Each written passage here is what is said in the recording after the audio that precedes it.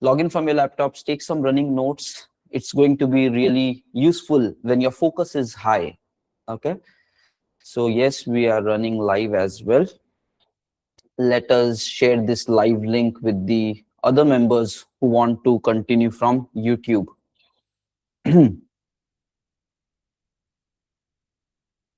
Let's go. Here we are. Please log in from your laptops, everyone. Keep your notepad open so you can take some running notes. I'm sharing the link in our group. YouTube live. 12th June, 10 a.m.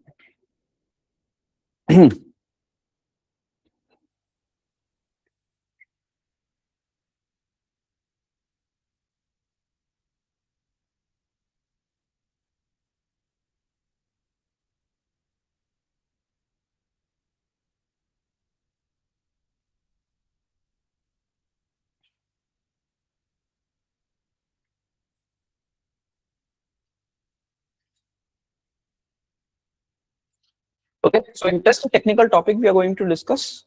I'm putting the video on and let's do the screen share.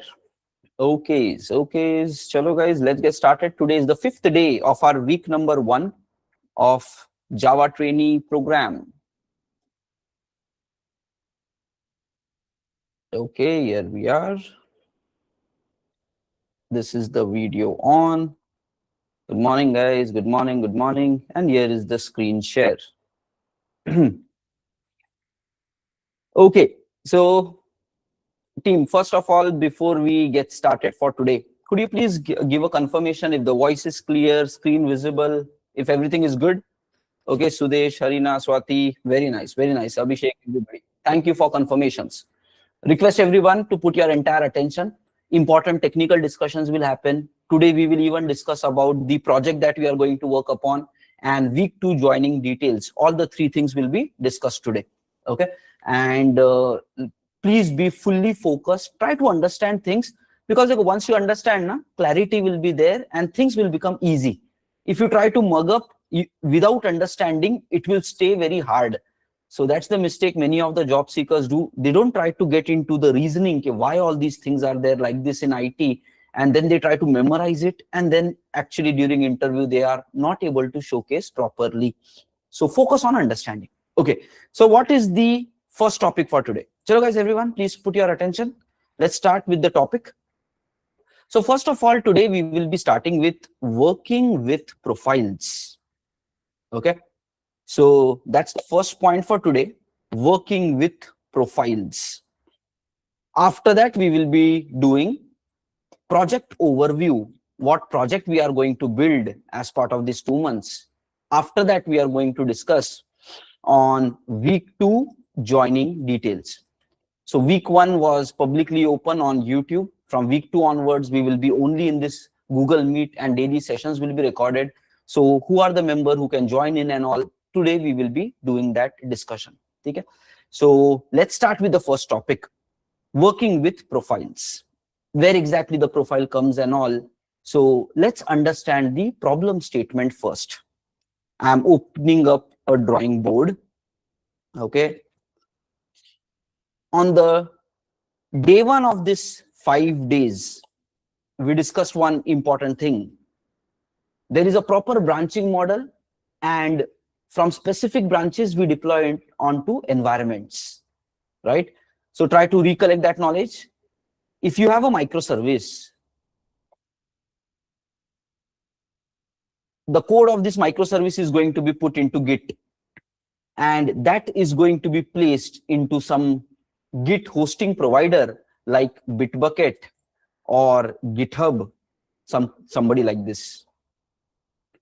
Next, for this microservice, we will keep it, the terminology is Git repository. So the code of this microservice will be kept in a terminology called as repository, and because it is a Git repository, so it is basically called as a Git repository. Why it is in Git? Because all changes in code needs to be tracked. means 10 members are working on the same microservice. So who is doing what modification? All that thing should be clearly tracked. So that's what will happen in this Git repository for tracking purpose. That is where we call it Git as the version control system. So every change is tracked as a new version. That is internal part, but please be aware of it. We will maintain the code as a Git repository, which is tracking all the changes. Next, there are going to be multiple branches. So we will be having main branch or master branch, and then we will be having integration branch, and then we will be having feature branch. Okay, and then you take it in the local and do the local testing.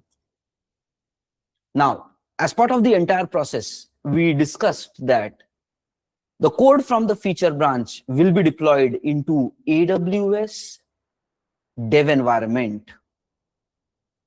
Okay, so this is AWS dev environment.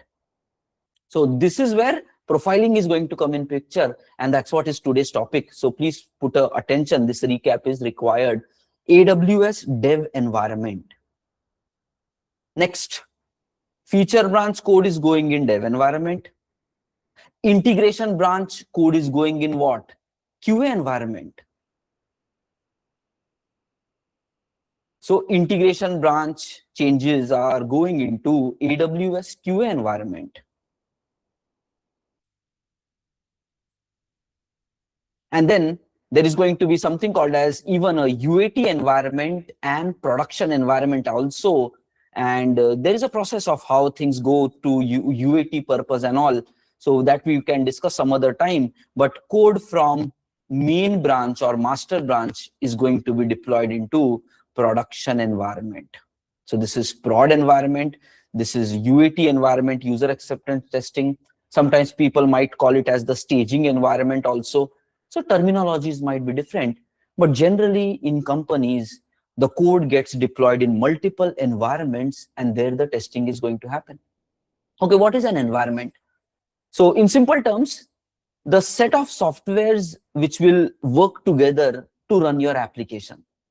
So environment is nothing but all software services. All software services, okay, where your project runs end to end. So that is an environment.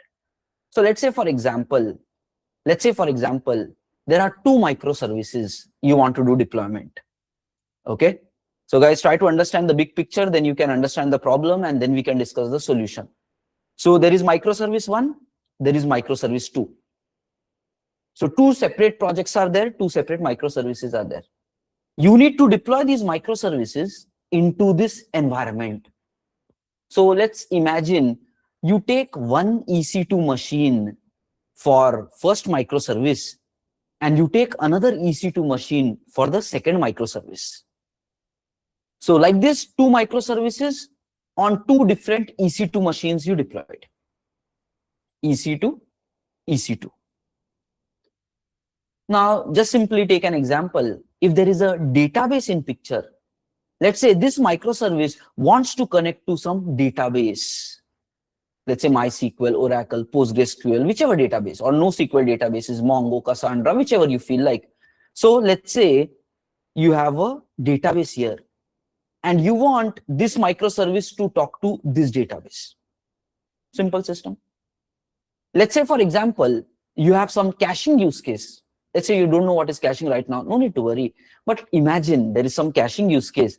For caching, many of the projects will use some kind of software like Redis for this purpose. Redis is a commonly used cache in the production system. So just imagine if this microservice wants to use Redis. So Redis also needs to be, it's a software which will be running on some IP, and this microservice which is running on EC2 should be able to connect here.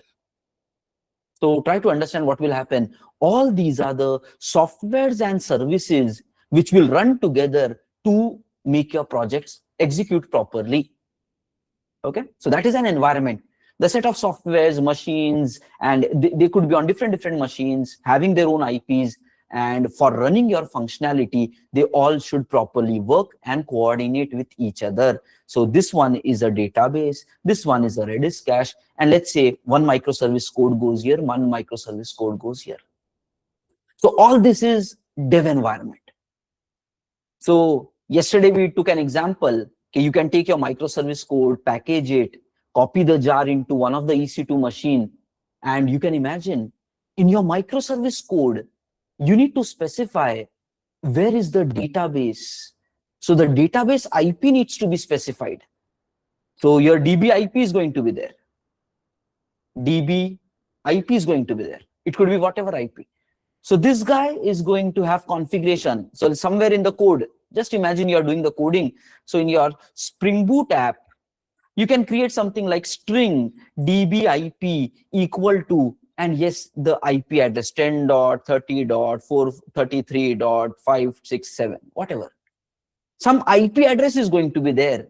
And then you will write your code in such a manner, your Spring Boot app will use this DB IP, and then you can perform all the database operations like CRUD operations and etc. Okay, CRUD and etc.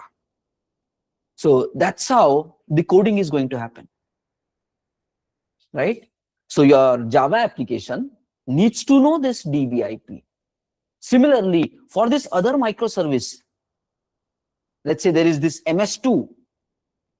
Here, your Java application should know the Redis IP and whatever may be password, username, password, credentials, port which they are running upon. All those additional details will be required. Okay, fine. So this is the first step. If you think about only one environment, you can say that fine, in our Spring Boot application, we can define these IPs and then we can write our business logic so that we can interact with those IPs. So if it is only one environment, then life is cool. You can write the project in this manner and everything is going to be happy. But the problem starts happening as soon as you think about multiple environments. Now just imagine, if your Java, guys, listen to all these things very carefully, because juniors generally get confused, okay, how all these things are working. So your focus and attention is required, guys. So just imagine, you build a Spring Boot application in this manner, specifying that I want to connect to so-and-so database IP. But your Spring Boot application, you are deploying now in a QA environment. What is a QA environment? QA environment is nothing but here, again, different EC2 machines will be installed. Here, different database softwares will be installed. So their IPs and everything is going to be different. Here, maybe different Redis and all that is also installed. So this environment is separate. This environment is separate. New machines, new softwares, and they all will interact with themselves. That's the basic idea. Now just imagine, if you have coded your Spring Boot application in this manner with fixed IP, DB IP value, just imagine now, if you deploy this Spring Boot application here, if you deploy this Spring Boot application into QA environment EC2 machine, because like yesterday, you can build a jar, you can deploy whichever IP you want. Now just imagine, if you deploy this kind of a code into QA environment, what is going to happen? Your QA environment machine is going to try to integrate or talk to this database, which is completely error. This is an error scenario. How can you talk to a wrong database? This database is not for you guys. This database is for the dev environment people. If you want that on your QA environment, your microservice should talk to the database, then it is supposed to talk to this particular DB. Okay? So try to understand the problem here. Same microservice should support now multiple environment scenarios. When this microservice runs on dev environment, it should be able to connect to dev database. When the same microservice runs on the QA environment, they should be able to connect to QA database.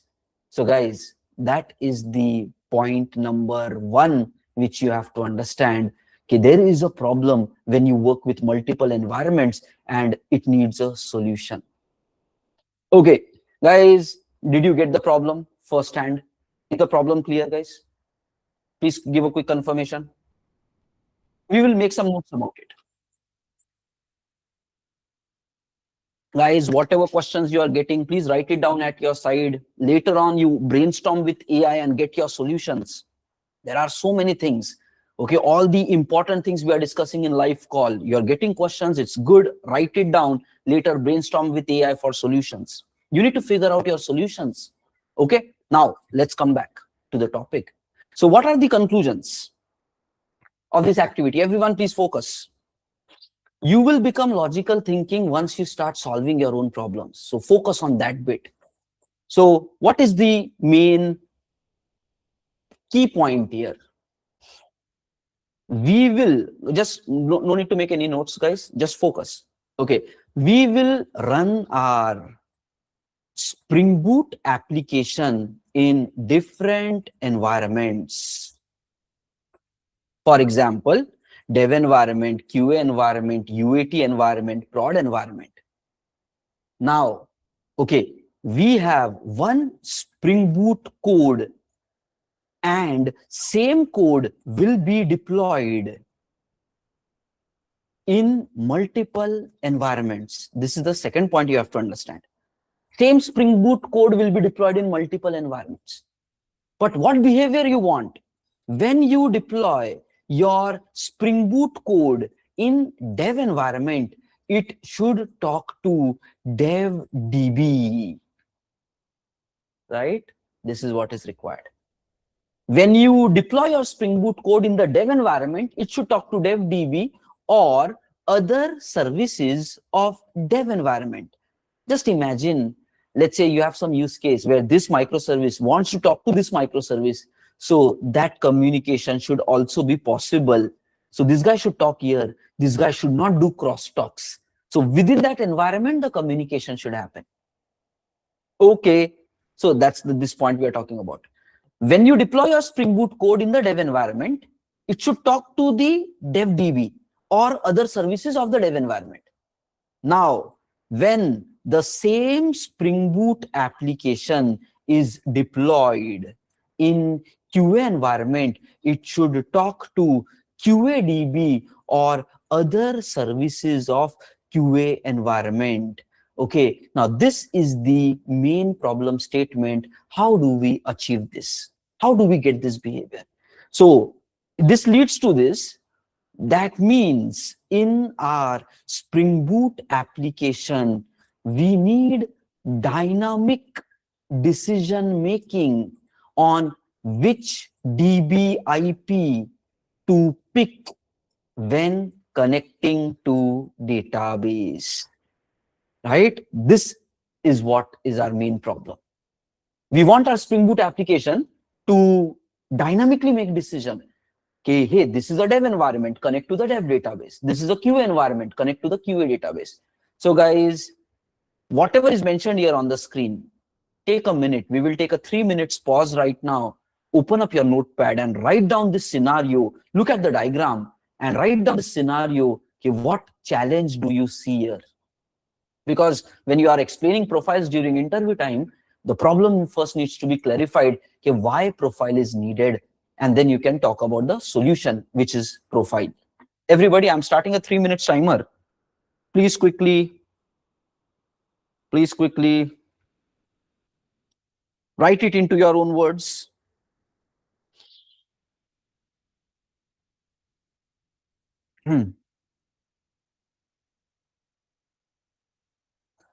Everyone think, grow your logical thinking muscle. Okay, this is one of the problem with AI. Okay, people are slowly stopping to think. So whenever something is required, they are heading to AI, and that is going to impact our thinking capability. So we have to use AI, but at the same time, we need to still work on our thinking capability also. That is where brainstorming with AI is required, not blindly just saying, listening to whatever AI say. brainstorming with it. Hey, but this is wrong, but can we do it like this also? Why are you suggesting it like this? Is there a better way of doing it? Brainstorming is required. So AI can be that expert guy who knows a lot, but yes, for you, you brainstorm with it to get your solutions. Okay. So guys, everyone, please write it down. Everybody, please focus and please write down.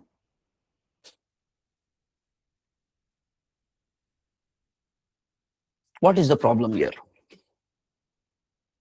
Same Spring Boot application should run in multiple environments. When they run on different environments, they should talk to different database. So we need to achieve this. So this is our main problem. How do we develop a Spring Boot application which can dynamically decide how I should connect further? Okay, and that is pretty good.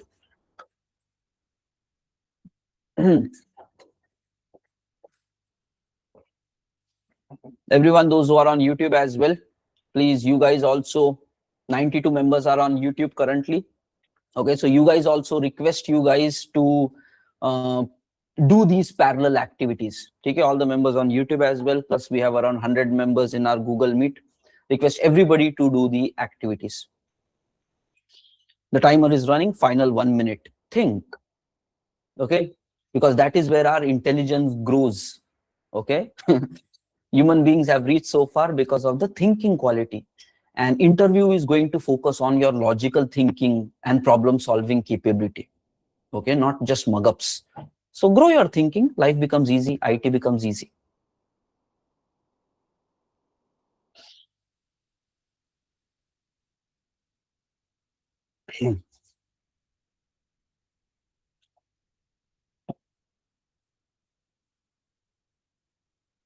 Okay, final 30 seconds.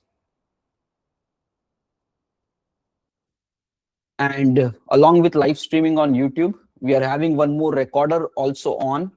So if there is some lag on YouTube, we can upload this new fresh recording, which is inbuilt feature of Google Meet. And then we can re-upload that on YouTube whenever that Google Meet recording is generated. Okay. So we can have multiple ways of getting this recorded form also. Okay. Chalo, it is done. Next. Now just imagine, profiling is a very simple way and very smart way. They go, the best things are simple. That's what Einstein said. If you can explain a problem to a child, okay, so that's how great innovative solution should be. Easily explainable even to children, right?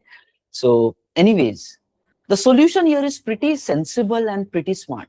Okay, what they say is, just imagine, guys, everyone, please focus. We are discussing on the solution now, how we can achieve this. Just imagine we have one, let's say, Spring Boot application. And in this, you are defining a variable. We will take this one example. So around that, we can see dbip. But you don't fix any value for this dbip. Okay? You just mention a variable dbip. And then in your method, you write your business logic. You write your business logic about connecting to this dbip and then performing CRUD operations. So when you do the coding in your Java layer, you will simply code like this. Okay. Next, what are you going to do? Now, this is where the solution comes, guys. You will create environment-specific configuration files. Okay. For example, don't make any notes, nothing. Just focus here. Try to understand every single word. Your Java application will be coded like this. One IP static, one variable with no value assigned. And then in the business logic, you are writing whatever CRUD operations on this IP. Now, how will this variable get the value that we are discussing now? You will create what? Environment specific property file. Environment specific property file. For example, you will create application-dev.properties, where somehow you will mention that db IP should have the value and you will pick the IP address of the dev database. So whatever, let's say this is the IP address of the dev database. So you will mention that here in the dev property file. Then what you will do? Now you will create another environment specific property file also, application-QA. And there you will specify the QA database IP. The key is going to remain the same. The value is going to keep changing because environment by environment, the value is going to modify. So here we will go and here we will specify, let's say 222 is the QA. Likewise, you will go ahead setting up other environment files like one for UAT and one even for the prod system. So multiple environment specific property files you will be creating. So like we discussed on day one, it could be either a property file or it could also be a YAML file or YML file. So just structurally, it will be different how you write your configuration, but both of them can achieve the same. So guys, the solution here is in your SRC main resources, currently there is only one configuration file, application.properties. Now what we need to do, we need to add more environment specific property files with this naming, application-dev.properties, application-QA, and then UAT and prod, and specify the IP addresses of that environment. Okay, and specify the IP addresses of that environment. Next, what is going to happen? When your Spring Boot application is going to run in a dev environment now, so somehow we need to make the configuration that this Spring Boot application will use dev property file when it is running in the dev environment. So somehow we have to decide which property file to pick from this one. So first setup is you will create environment specific property files. Key will remain the same, but the values are going to be different. Next, when you run your Spring Boot application in the dev environment, it should use dev property file. That is where this variable value will be this one. And then your Java application, Spring Boot application can talk to the dev database. Interesting solution, right? Similarly, if you want to go to QA environment, you have to dynamically make this. Your Spring Boot application should now use a QA environment property file, read this thing, assign this IP to this variable, and then you deploy it here. So then what is going to happen? Whatever Spring Boot app you have, that is going to talk to the corresponding database IP. By this way, the communication is going to happen. And when this Spring Boot application is deployed onto the dev environment, you will be having a dev IP here.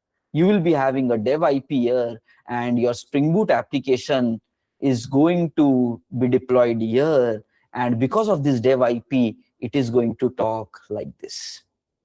So this is the solution. What you will do, let me write down the solution.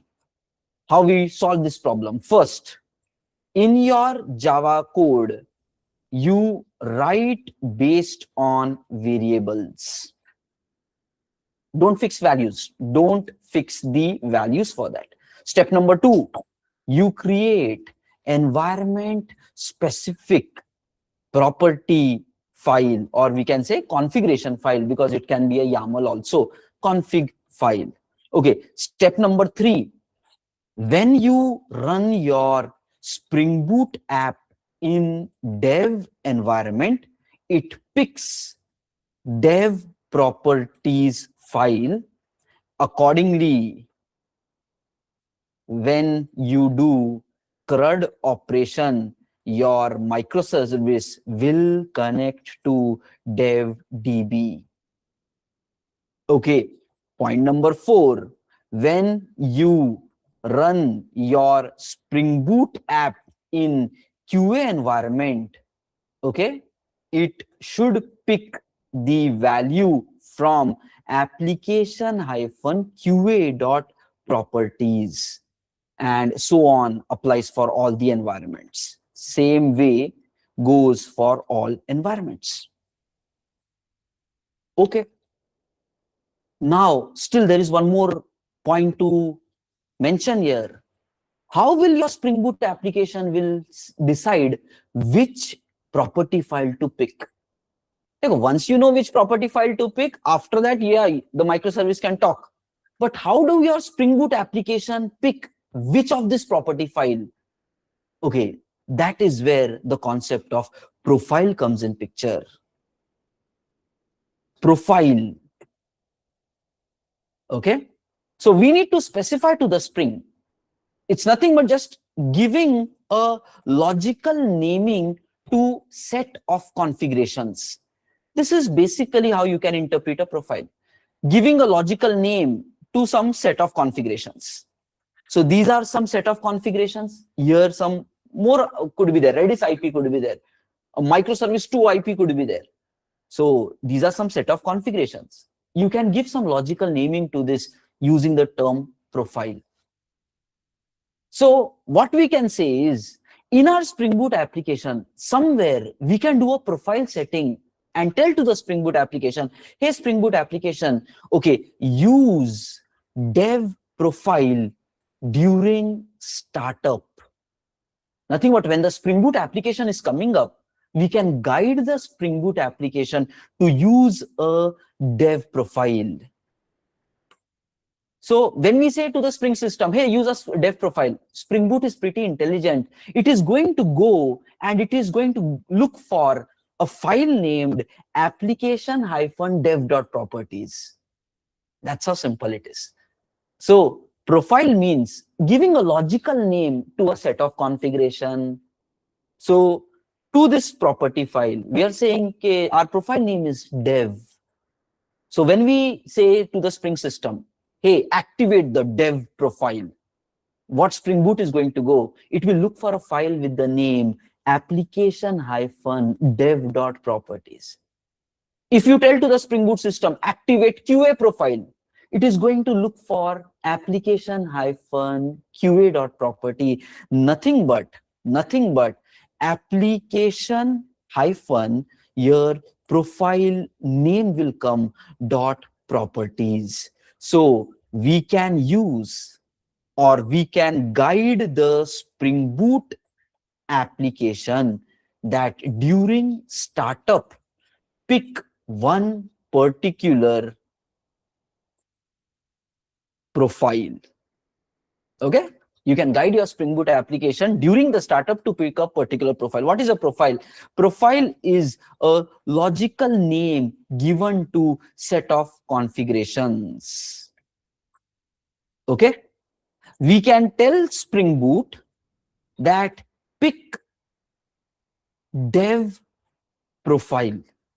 Then Spring Boot will look for application-dev.properties and load all the values of this and provide to your Java code. So just imagine when you are specifying, hey, activate the dev profile, Spring Boot is going to read this value and it is going to assign it to these variables, and then you can use it for operations. So guys, that is where profile comes into picture, and this is the end-to-end solution, how the same Spring Boot application can run in multiple environments. Take a minute to understand the full solution here. How the Spring Boot application can run in multiple environments. What do? First of all, you create environment-specific property files. In each environment-specific, keys will remain the same. Values will be environment-specific. Then you will have a profile configuration. You will give a logical name to your profile and say, hey, dev. Then Spring Boot is going to go to the application-dev.property, load all these things, assign it to your application, and then your Java application will talk to that DB. So since this will run here, it can properly talk. Likewise, it goes at the other place. So guys, take a few minutes and now write down this understanding in your own words. During the interview, you have to explain. Can you explain the concept of profile? How to use profile in a Spring Boot application? So logically, you should be able to break down and explain. Then they will know, okay, you guys actually know what you're speaking. Okay. So guys, everyone, please take a few minutes to write down, okay, how to solve this problem. You have already written the problem understanding. How to solve this problem using profiles. Just mention step by step, whatever you can logically explain during interview, just write it down. 2 minutes timer we will take, and the screen is in front of you. Think how you can explain this better. You can take this example itself during interview time. You can say, hey, can I quickly draw a diagram so that I can explain it properly? They will be like, fine. And then you can just start putting the pieces like this. Okay, I'm starting a 2 minutes timer. Everybody, please think, please write.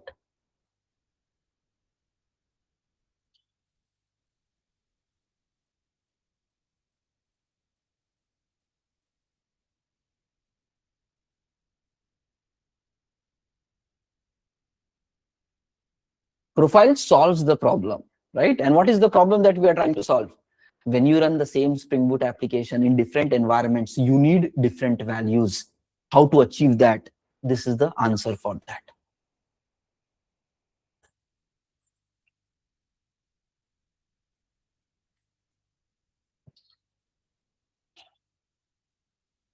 There are further more advanced things. We will speak about it in future sessions about Spring config. Okay, so there is config servers you can have. You can maintain all these configurations in an external centralized place so that all your microservices can get it from that. Okay, but still, step by step, let's grow the knowledge. For now, you can go ahead with this understanding. We need to create multiple environment-specific property files. Okay, in all the files, the keys will be the same. The values will be environment-specific. When you write your Java application, you write it based upon the keys. Okay, during runtime, when you are running the Spring Boot application, we need to define which property file to pick. Simple, eh? It's very easy, right? During runtime, we need to specify which property file to pick. And then accordingly, it goes to using the concept of profile, we can help Spring decide which property file to pick. What is a profile? Named configuration. It is a logical name given to some set of configurations. We can tell Spring activate a dev profile and it is going to pick the dev property file. Simple, just continue with this flow and put these things, more than sufficient. Okay. Time's up. Team, could you please confirm how many of you are done with this? Okay. Swati is done. Akash is done. Ishwar is done. Keep your mind key. How can I explain this in interview? That is your preparation. Okay. Knowing se nahi hota. Conclusion. Can I explain this properly in interview? Did I really understand? Can I code this thing? If you keep that as your measure, then interview cracking ke liye you are preparing. You are not preparing only to understand this. You are preparing to even explain it. Keep the goal proper. Then you can crack it. Okay. Fine. Very good. Many members are confirming. They are clear. Wonderful. Let's do this coding into our Spring Boot application. Okay. So now experimentation time. Simple. Hai? Coding is very simple, guys. If you understand the behind the screen knowledge and with AI usage and your conceptual knowledge, it becomes even more easy. Okay. But both of the things you try to master. Chalo, guys. Thank you for all the confirmations. Let's move further. Let's move further. So, guys, everyone, this is our yesterday's Spring Boot application, which we created yesterday, day before yesterday. One thing, before we make any changes to the system, let's start this Spring Boot application. There is one observation which we can see. So I'm just starting, right-click, run as Spring Boot application. Right-click, run as Spring Boot application.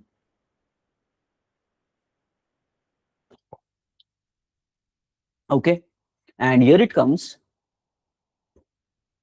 Notice the line number 2. This is happening right from the day 1. What is the line number 2? no active profile set, and falling back to one default profile, which is with the name default. So currently in our Spring Boot application, we have not done any profile configuration. So Spring Boot, during the startup itself, it is reading, okay, hey, there is no profile enabled in this. So the default profile name, it is considering it as default. So that means if you directly put one property file here, application hyphen default, guys, notice whatever is the profile name, Spring Boot is going to look for that property file here. So the example that we took, if your profile name is dev, then Spring is looking for application hyphen dev. If your profile name is default, Spring Boot will look for application hyphen default. So that means in our current project, you put one more property file with the name application hyphen default.properties. Okay, Spring Boot is going to read that property values also. That is the default behavior. Okay? So sometimes if people want to have a default behavior, they can go ahead just using this as well. Okay. However, how do we use or do the setup for majority of the project is something like this. We create multiple property files with this naming. Guys, everybody please focus on how do we technically do it. First, we will create property file with the name application hyphen local.properties. It will clearly tell us if you are running the Spring Boot application in your local machine, how it should work. So guys, imagine MySQL database you are running in your laptop only. So there you can use localhost. But in the AWS, there might be a different IP for your database. So when you are running the Spring Boot application in the local machine, all the configurations you will provide here. Application hyphen local.properties. And like this, you will have now multiple environment specific properties, dev, QA, UAT, prod. Dev, QA, UAT, prod. That is where in the day one itself, we discuss the entire IT process so that these things can be very clear, because all these things are very much related to each other. So what is the dev environment for? Developer will do their feature testing there. What is the QA environment for? Testers are going to do the testing there. What is the UAT environment? The product owner or the testing team on the client side, they are going to do user acceptance testing there. And what is prod environment? The live customers of the world will be using your environment. So how do we do it?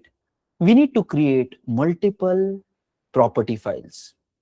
Okay, after that, in our Spring Boot application, we need to activate one particular profile, okay, so it can pick the right property file. So let's say you will say that active profile is dev. That's it. Some kind of like this configuration is required.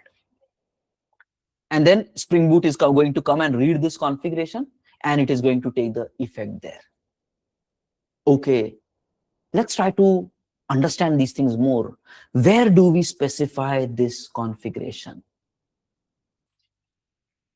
So if you know this thing, by default, whenever your Spring Boot application, when we got it from start.spring.io, in the resources, there is one file called as application.properties. Please note, this is the default behavior of Spring Boot, that whenever it comes up, it reads this property file.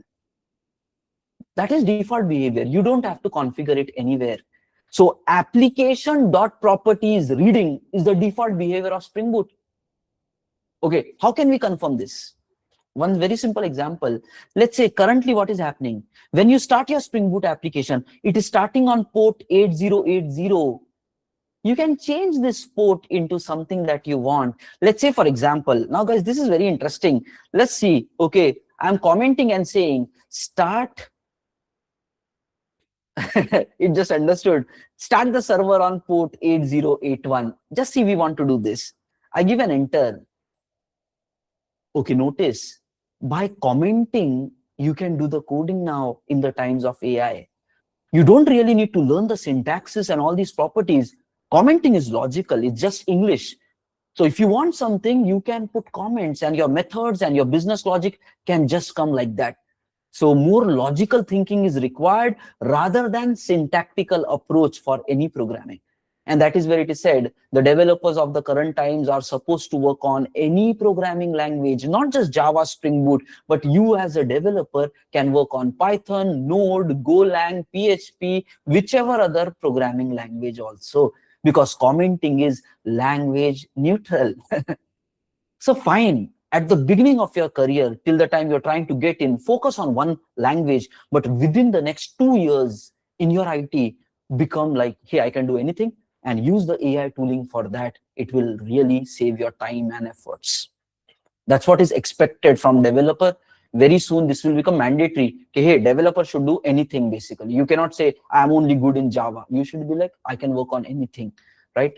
Gain that. All the working professionals start building that skill already. Okay, freshers can start with one, and within 2 to 3 years become pretty generic to do anything. With AI, it's very practical to achieve quickly also. So just imagine server.port equal to 8081, and we are doing a save. Dev is enabled. Notice 8081. What is happening? Spring Boot application read this application.properties by default. We did not tell it anywhere, right? So Spring Boot has a built-in mechanism to read application.properties. And let's say we asked it to change the port, and it has modified the port. Now, if you go to the browser, you will need to do it via 8081. Okay? So what are the learnings that we got here? Learning number 1, Spring Boot will default read application.properties file. That is learning number 1. What is learning number 2? Okay, with AI, you can comment application. That is learning number 2. What is the learning number 3? A developer is expected to be fluent in any programming language. Okay, because AI can do it, so we are supposed to do it. That's where our smartness lies. Okay, step number 4, you can change the port by using server-port, this one. Okay, by using server.port equal to whatever port. And yes, Spring Boot will default read this one. Okay, these are the learnings. Okay, next. Now we are saying our setup is going to be just as simple as this one. Create multiple property file and tell to the Spring that which profile you want to activate. So now let's say we can do this by ourselves. One by one, create the file and all. Otherwise, GitHub Copilot is available. AI-based coding assistants are available. AI coding agents are available. You just tell what you want, and they can just do it for you at the right places. So what we will say is, let's just copy this. And let's just give this task to this Copilot agent. Whenever you're starting a new feature development or anything new, better to start a new chatting conversation. So here you can do that, a new chatting conversation, because there is a limit of this context, how much it can absorb. And over a period of time, this is a common AI tooling behavior. If you keep chatting in the same tool window, after some time, the performance, the quality of the output is going to become bad. Why? Because they are continuously summarizing the old knowledge.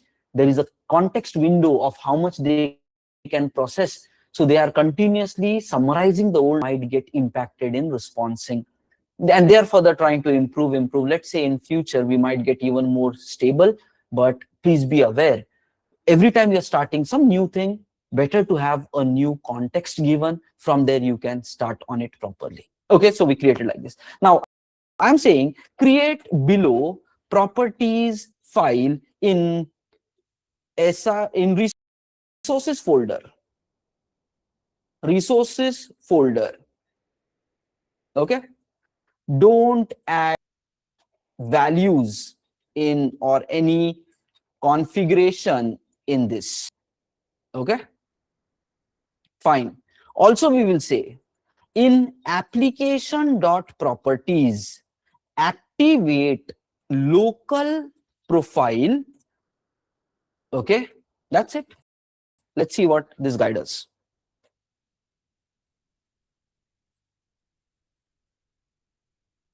And that is in the current times.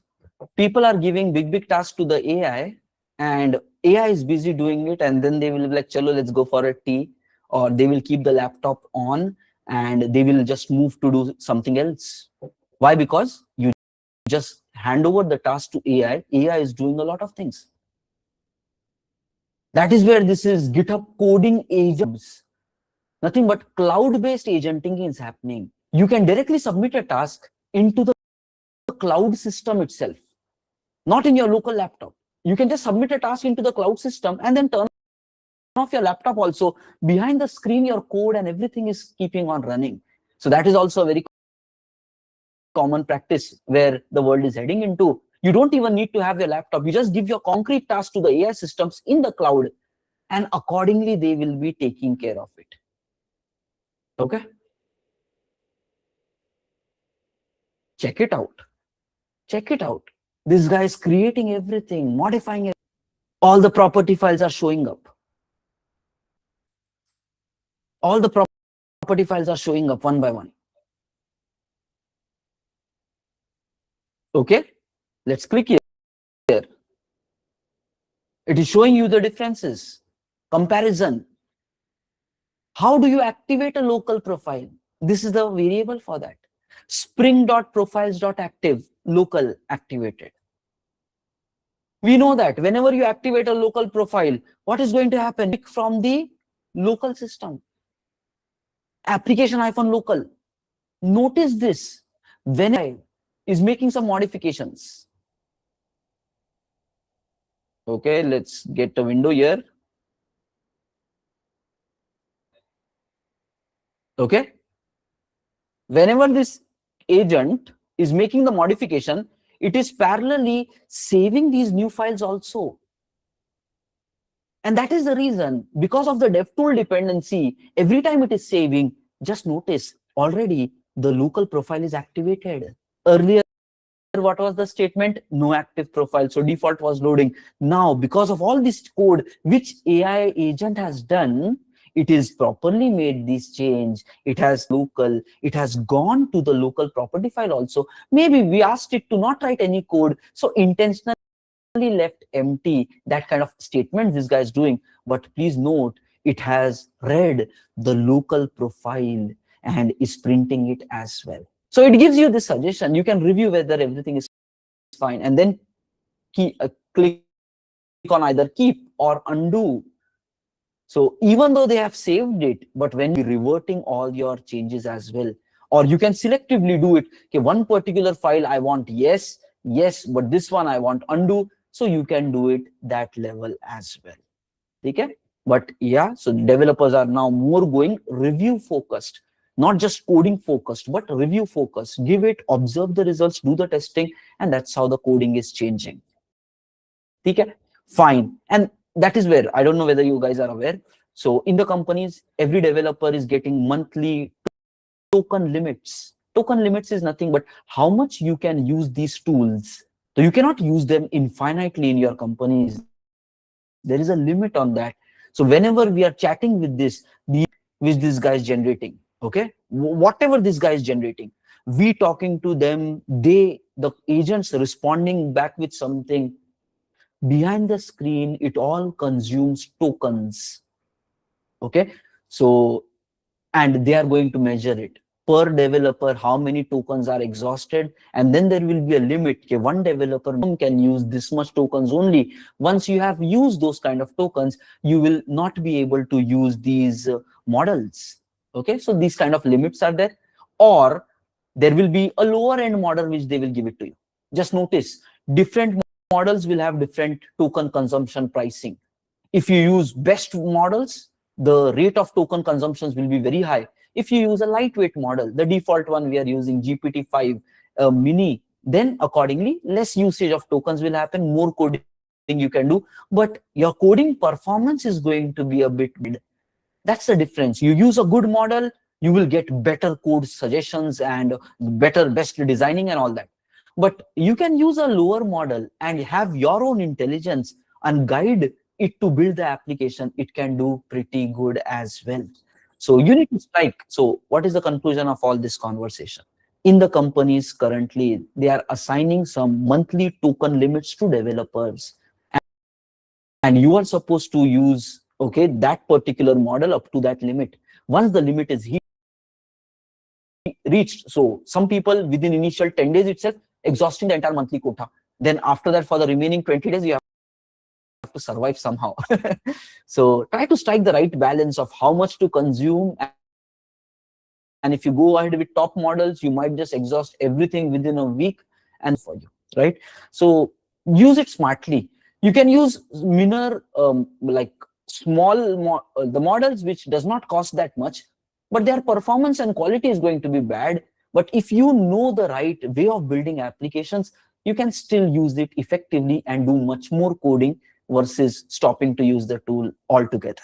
Okay, just be aware of all these things that's going on right now in the industry. Okay, there is this one more thing. Just yesterday we were having an internal discussion, and was key earlier these all companies, big companies like OpenAI, Anthropic, Cursor, when they used to deal with corporate contracts with some companies, they gave licenses for these 20 member team. 20 licenses are there. Using the licenses, they have to first purchase the license, then they can build the application. But recently all these guys are changing their model. There is no licensing required. The entire company can use Cursor or all these cloud code and other things. The pricing is being finalized based upon token consumptions only. So by that, there is a flexibility now. As a developer, you can use multiple agent systems as well. You can use Codex, you can use Cloud Code. Earlier, because of licensing, you were tied to only one kind of tool. And these companies realized, oh, we are losing the market because of that. So everybody is now switching the model. Token-based consumption is happening. So you don't really need a license, but you have to pay for whatever tokens you consume. Such kind of deals are going on between these AI-based companies versus the tech organizations who are using these tools. Okay? So please be aware of these things. So, but yeah, token consumption is a big area because a lot of money is going and into that currently. Okay. So coming back to our topic. Okay, so the world is changing. Let's see how much all these things stabilize and what becomes the future working model. Currently, everything is in transition phase itself. IT is evolving right now. Okay, now coming back to this. So we asked, create these files. It created empty files. Yes, we asked it empty files. Activated local profile. Okay, let's say keep. Yes, I want all of these things. Okay, fine. Now, here we are saying activate the local profile activated. How did the local profile activate? By making the changes here. Okay, local profile is activated by making the changes here. So using this, you can choose the local profile. If you want to have dev here, you simply set this value to dev and dev profile will be activated. Let's quickly experiment that. Dev, save it. Let the application restart. Dev profile activated. You put a prod, whatever profile name you are picking, accordingly, it is going to pick that profile. Okay, so yes, we are able to choose the profile. Now, how do we verify that it is really reading that property file also? So fine, based upon this, the profile is activating. But how do we really confirm whether it is picking the property file and reading the values? So that is our next challenge to be solved. So using this, using above, we can tell Spring to pick a particular profile. Now, second thing, how to verify that Spring Boot is picking up the correct property file also. Okay, so if we do simple, we will define one key in each of this property file with a different value. Okay, maybe we will say this is coming from prod, this is coming from local. So in every of this property file, we will provide one key. Let's say my dot key. And let's give this. This is coming from application-dev.properties. So fixed key with a different value. So first we will just try to set this up for all the property files. Later, we will try to read this key into our Java application and see what value it gets. So by this way, we will know that which property file was picked up. The way in this setup it can be done, right? You're defining a variable and based upon the property file, it should pick the variable. So now that's the same situation we are trying to replicate. So we will define key, let's say my key, this is coming from application-dev. So we take this, then we go to local. Again, you can use AI for all this stuff, but yes, otherwise we can do this is coming from local. Sometimes giving it to AI faster than that will be, you just make small changes. Okay, so rather than getting into all of those chatting and to and fro communication. Okay, so this is a quick thing. It will take what, 30 seconds to us, so we can quickly do it within 30 seconds of time as well. So QA, and then we can do UAT, like, okay, everything we have read, saved. Okay, so this is coming from application. Fine, the changes are done. Now we want to read this key into our Java application. Okay, two things we have to learn here while we are doing it. Let's just directly do it in the code. Okay guys, while I'm typing on this IDE, I will use some shortcuts. You have to also start mastering the shortcuts because it will save a lot of your time compared to a regular developer who is not using IDE shortcuts properly. So let's say IDE shortcuts. This file I will keep updating over a period of time. So let's say we want to open one file. So you have to name the files properly, and you can use something like this, Control-Shift-R, and then type, let's say, star service impl. So this is the file that we created. So this kind of an option is there, Control-Shift-R. So by this way, you can type whatever, Control-Shift-R, and then you can do pom.xml, or you can do application.properties. It is going to do proper pattern searching and recommend you. So this is a very commonly used thing, Control-Shift-R, and then type what resource you want to open. Any kind of file you can put, Java class or XMLs or properties. Control-Shift-R is going to help you. Control plus Shift plus R will help you to open any file. Okay, that is one. Next, second, Control-Shift-T. It is going to help you open Java class. So it will not work for your pom.xmls, but it is for math service. Okay, so Java classes. So this is the second shortcut, Control plus Shift plus T for Java files. Anything which is of Java, enums and all those interfaces and everything. Another important thing, observe. Just observe. Not just your project related Java classes, but also what is there into the class path, java.math.jdk related.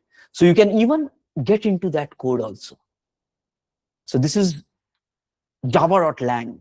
If you expand this, just see java.lang is part of the java.base jar.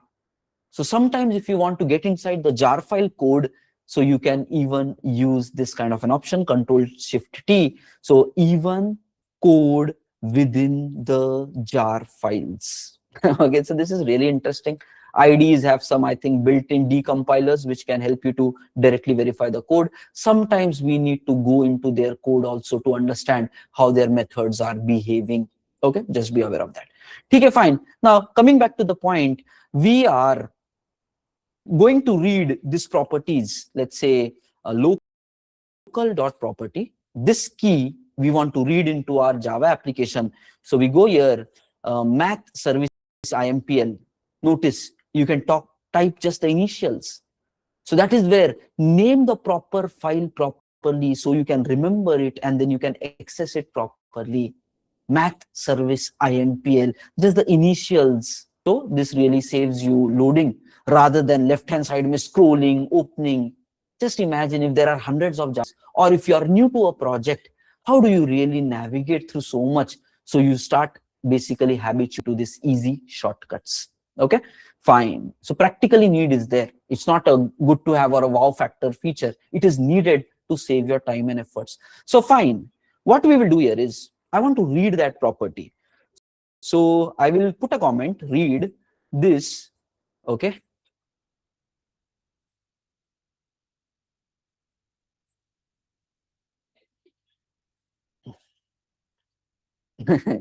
All inline suggestions. Control Shift O is going to do organized import. Right now, this value is not imported. Where is this value annotation coming from? It's not imported.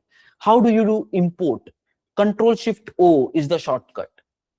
If this value is available in more than one jar files, it will give you the option. You need to choose the right jar file. So another ID shortcut. Automatically you want to do the import, Control Shift O, and then we need to use the value which is given by the Spring framework, not Lombok related value. This is a Spring feature, so Spring related value annotation you use and then just assign it here. So what is the ID shortcut? Control Shift O. Control plus Shift plus, this is going to give you what? Organized import. You need it very much, and then choose the right one. What this guy is saying, try to read this value. If the value is not available, you go ahead doing a default. So you can here write a default value. So right hand part gives you a default behavior, left hand side part gives you like this. We don't want any default behavior, so we will simply change the syntax in this manner. So using @value annotation, Spring Boot is going to read the property files and check what is the value of this, and that value is going to be assigned here. That's the theory part. Okay, so during the service startup itself, Spring is going to read this value and directly assign it here. Interesting. Okay, second point. If you want to print this value during the service startup itself, there is one more thing you have to understand. You can just simply do, okay, create a init method and make it post construct. So when it is post construct, whenever Spring is creating some internal objects, it is going to call this method after the object is created. So don't worry about what is this post construct, when is Spring going to create objects. All those parts are as part of internals of Spring, which is going to be the future topic. When we understand the containers, IOC, dependency injections, dependency lookups, how the Spring Beans are created, how the Spring Beans are managed. So we need to understand those concepts, then understand Spring even more better. But for now, just understand, whenever the Spring application comes up, Spring will create some Java objects. After the objects are created, the method which is annotated with @post construct is going to be called. So here we can say, commenting and coding. This is what I said. We just gave the comment, okay, what we want. Accordingly, it has done it, right? We said log this value. It is just logging the value. Coding is changing. Please be aware. Syntax learning is no longer required. Logical thinking and approaching is required. Okay, using this agent mode is required, using all this is required. So faster, smarter coding is happening. I want to again import this one, Control Shift O, imported. Okay, done. Now let's just save the value. Let's just save the value. Save all. Let's see what happens.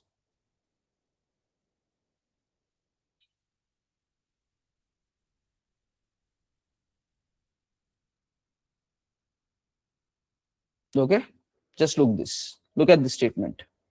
Math service IMPL. This is what is this statement. Under math service IMPL, my key is, and then it is printing this. This is coming from application-prod. Why is it coming from application-prod? Because the profile activated is prod. How is it activated as prod? Because in the application-properties, we have mentioned prod. So because we said this, so the profile activated is prod, then it went to application-prod.property, and then it assigned that value to the variable in our Spring Boot application here.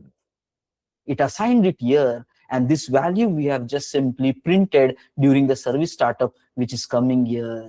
Are you able to see the full flow? Right? Now, I'm going to change this value, and let's observe. Then in your notepad, you start making the changes, how the flow has happened. First, observe. We will test. We will see the results. Then you write your steps. Okay, what happened? Nothing but tracing the output kind of thing only. Okay, so here we will go, and inside the application.properties, now I will say, okay, activate, let's say, QA profile. Suspect what is going to happen. As soon as we say activate QA profile, it is going to say one profile activate QA. Then Spring is going to go and look for a property file with the name application-QA. Whatever value is available there, that value is going to be assigned to this variable because of the @value tag. And once it is assigned to this variable, by the end of it, it is going to print it because of this method. That's the full flow.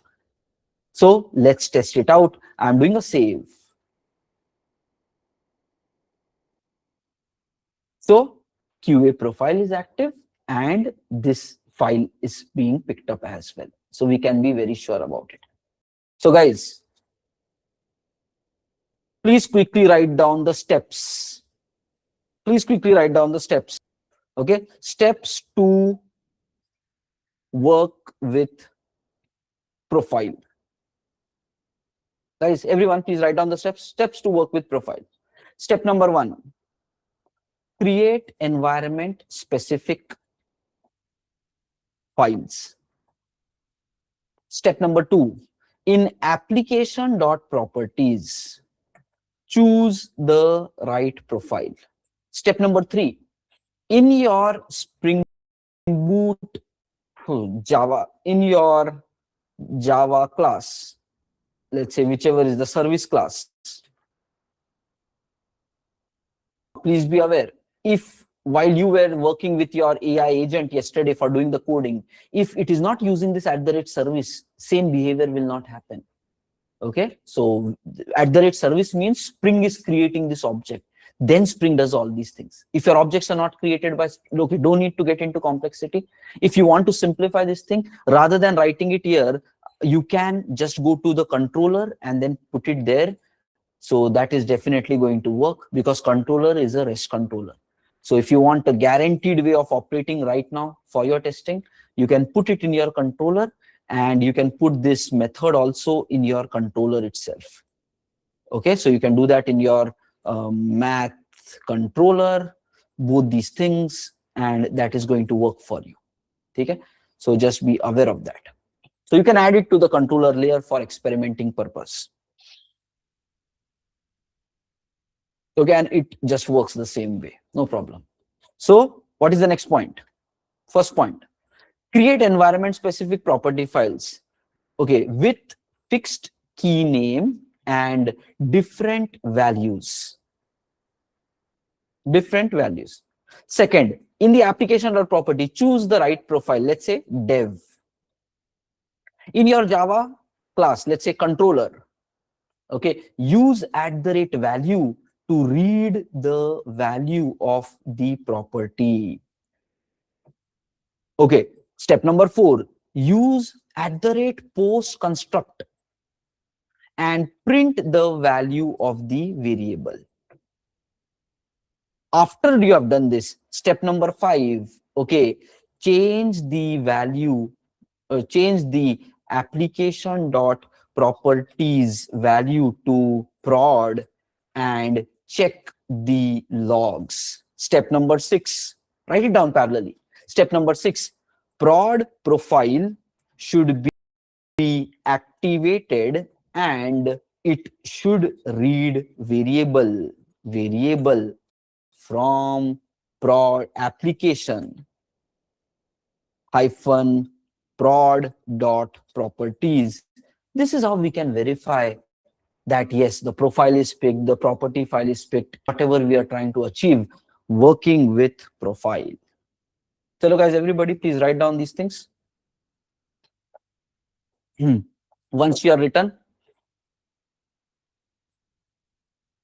please mark this poll as well. Okay, are you done writing steps? Yes, done. So once you're done, somewhere you will find the poll option in your whichever laptop, wherever you're coming, somewhere there should be a poll, and then you can just confirm here. Okay, please write down these steps, guys. Please write down these steps. Okay, all the members on YouTube, around 80 members are watching there on the YouTube. Please, you also write it in parallel, complete these activities. Okay, how many people? 11 members have completed so far. Few more guys, please finish it.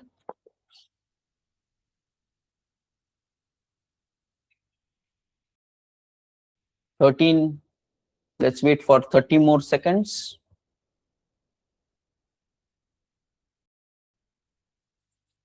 And then we will resume. So first you need to explain during interview. First you need to explain the problem. Then you need to explain how profile is solving that problem. Then you need to explain technically how it can be done. Okay. So always problem, then how profile solves it conceptually, and third, technical implementation, how you can prove it, verify it. So these 3 levels will show that yes, you actually have the understanding. Okay, fine. Time is up. Let's move forward. 16 members confirmed. Request everyone to do things because then you understand it. Okay. Now, what is happening? Chalo guys, there is one more improvement required in this entire game. So if you go to this application.property, so currently what is happening? Okay, you can update this property to whichever environment. So just imagine, if you want to run this Spring Boot application in the dev environment, you need to go to this property file and then you have to change this value to dev. Okay. After that, let's say you change this value to dev. So then what is going to happen? You will stop this. Just imagine yesterday's scenario. We are going to AWS. You came here. You want to now deploy it onto the dev environment. You will change this value to dev. After that, you are going to do a package. Yesterday's steps itself. Right click, run as Maven build clean package. And then maybe you can skip the test cases and you get the jar file.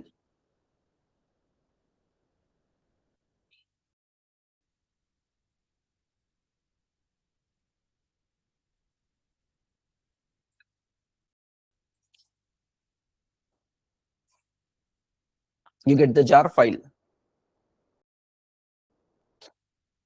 Once the jar file is built, this jar file is with this code. So what you can do here, you can go to this location where you have the jar, copy, and yes, wherever the jar is there, let's imagine this jar, you have copied it to AWS.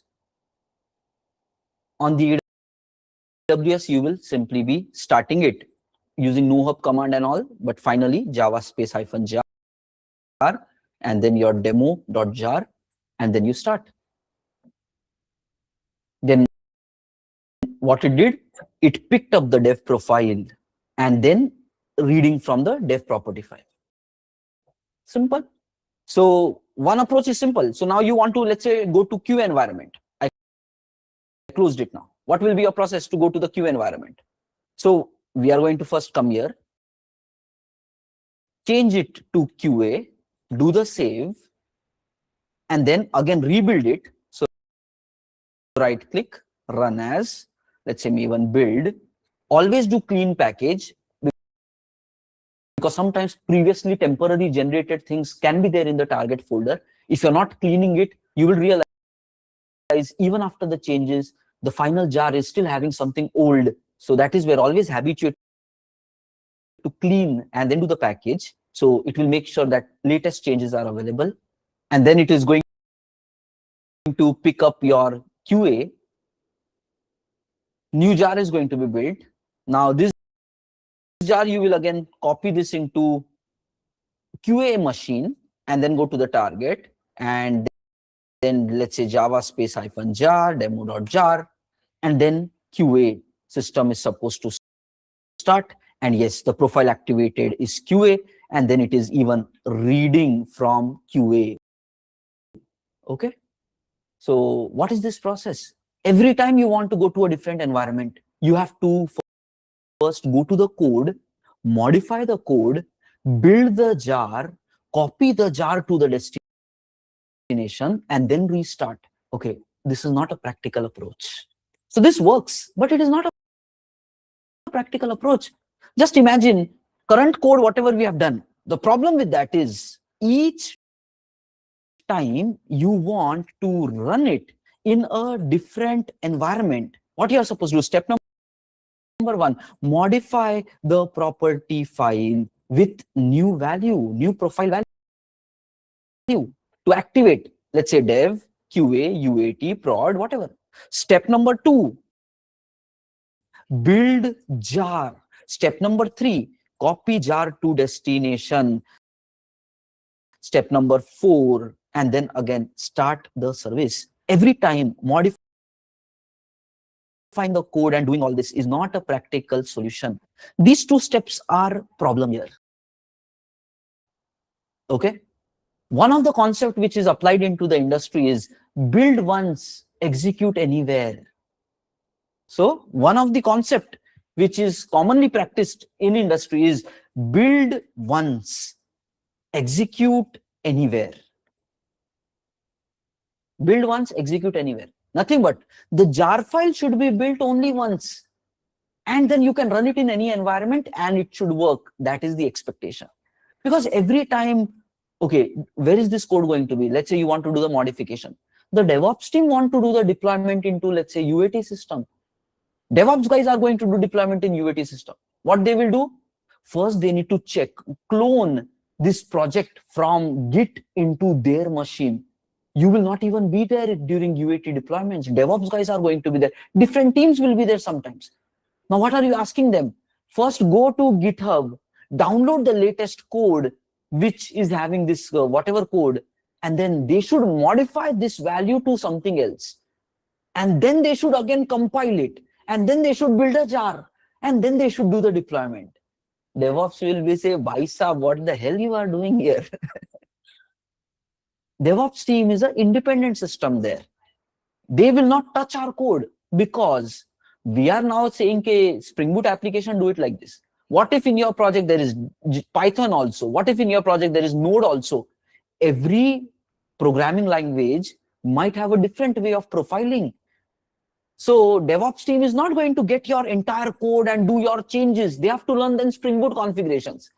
They will say, come on, that's not my work. That's your job. Build a system so that it can be built once, executed anywhere.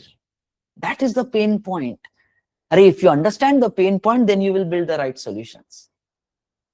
Understand the pain point. Here, the DevOps guys are in a pain point. Every time modifying the code, and then rebuilding it, time consuming process, time waste is happening. DevOps have to learn now what is Spring Boot, how to do these configurations. What if they accidentally change something else in the code? What if they modify or delete this kind of property? Entire behavior will be different.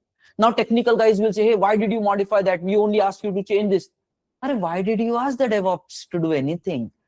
Build once, execute anywhere. That is where developer has to build the system so that other people will not touch your code. You are the owner, you build it properly. So this is the current problem with the system. We cannot keep changing the code here. Somehow during runtime, this profile should be provided. That is the need of the hour. Okay? So guys, what is the current problem? Every time we have to build, modify, build, deploy, it's not a practical solution. We need to build a system which we can build once, execute anywhere. Also be aware, okay, executing this code in different environments might happen by separate teams altogether. Okay, they might not be even aware of Spring Boot tech. So, and are error prone. If you ask them to modify, they might accidentally modify something else. If we ask them to modify our code, they might, okay, there is a chance of error. So, okay, we cannot do that. We need to build we need to run a model, build once, execute anywhere. What does it mean? At runtime, the profile selection should happen. This is what is required. Jar mein we should not modify, but rather at runtime, some selection should happen. Okay, guys, are we clear with this problem here? Please give a quick thumbs up. Are we clear with this problem here? Because it is a separate team altogether.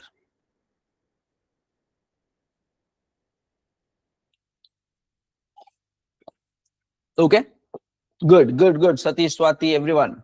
Nice. So this is the main problem. Runtime pe we need to provide the profile. So how we should solve it? Let's discuss it. Simple, hai, guys.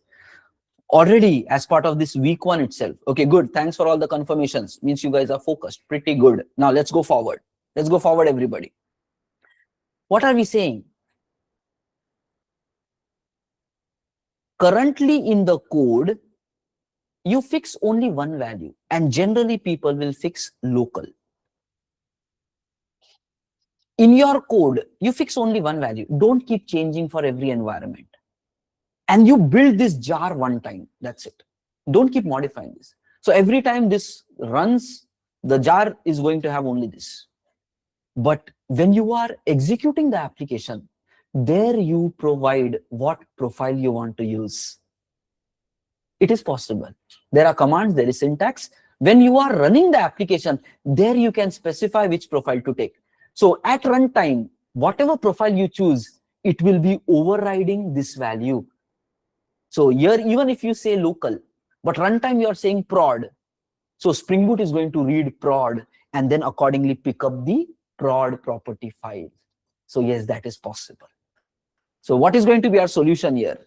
Okay, solution is in application.properties, fix one default profile. Generally, people will set it up as local. However, when you are running the application, there you can pass which profile to activate. That is good. Now, how do we start our Spring Boot application? Okay, the common two ways are clean spring-boot:run.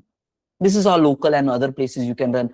Generally on AWS, it is going to run as executable jar file, java -jar, and then your app.jar. So that means when you are running your Spring Boot applications, along with these commands, you need to pass which profile to pick as well. Okay, so chalo, let's try to work with AI to get the full syntax here. So we can quickly launch here. Let's go to what? ChatGPT. And then say, give commands to activate dev profile while running below two commands. Okay, that's it. That's it. That's it. Both approaches work. Commonly used are this one and this one. So that means when you are running via, let's say, Maven, clean spring-boot : run, you can pass further this kind of parameter. And with the name, whatever profile you want, dev, QA, UAT, prod, it is going to start like that. Accordingly, Spring is going to read this profile, pick up that property file, and then it will start. If you are running it as a jar, then you just need to provide it like this. So that means during runtime, you can provide these values. That's how simple it is. Let's quickly verify this into our application. So here we will go. Here we will go and check it out. Clean Spring Boot : run dev profile. So in order to verify the first statement, we need to go to our ID and let's see, are we running the application currently? Yes, it is running. So when it is running, if you try to start it once more, conflict of port will happen. It will not work. So you need to be very careful with all these things. So Control C. Okay. CD space ... clear CLS. We are back. Now, notice the current configuration is local. But when we are starting this, right click, run as Maven build. You're specifying, don't give the MVN word, just start with the rest of the command. Clean spring-boot : run and specify to use the dev profile. And let's try to do the running activity here.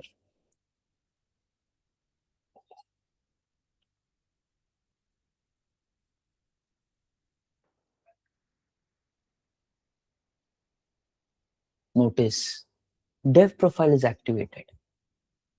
This is how runtime mein DevOps engineer, they know how to start your Spring Boot application. They will be aware of these kind of commands.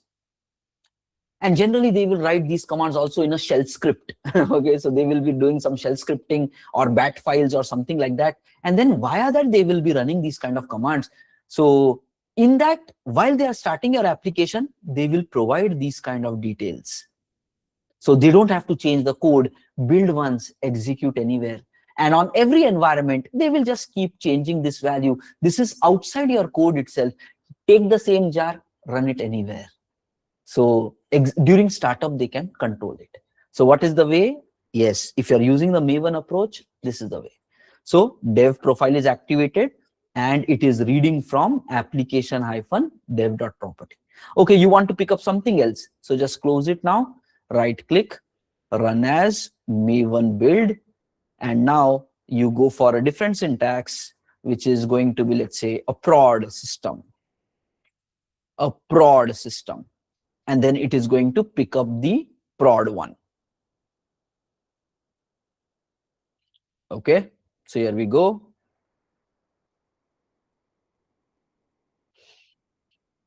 The application is starting. Yes, it has activated prod profile. It has activated prod profile, prod property file. And if you don't give anything, then it continues with the local behavior. So if you run it normally without providing any parameter, it will continue with the local behavior, which is clean spring-boot : run, no profile specified, then it will behave whatever is mentioned here. Okay, so that's what it is. We go here, coming from local property, activated local profile. Wonderful. Let's look at the second. So here, yes, we have experimented. You can change the profile, the value to prod, UAT, and check the behavior. If you don't provide profile, it will pick local because that is what is configured as the default one. Let's look at the second behavior, how we can get this runtime impact. Okay, so we will stop this. Currently it is local here, so we go here, right click, run as, build, right click, run as, build, clean package. During building time, you don't specify anything, let the package be built. It is going to give some jar file. Okay, the jar file is created. Go to the target folder.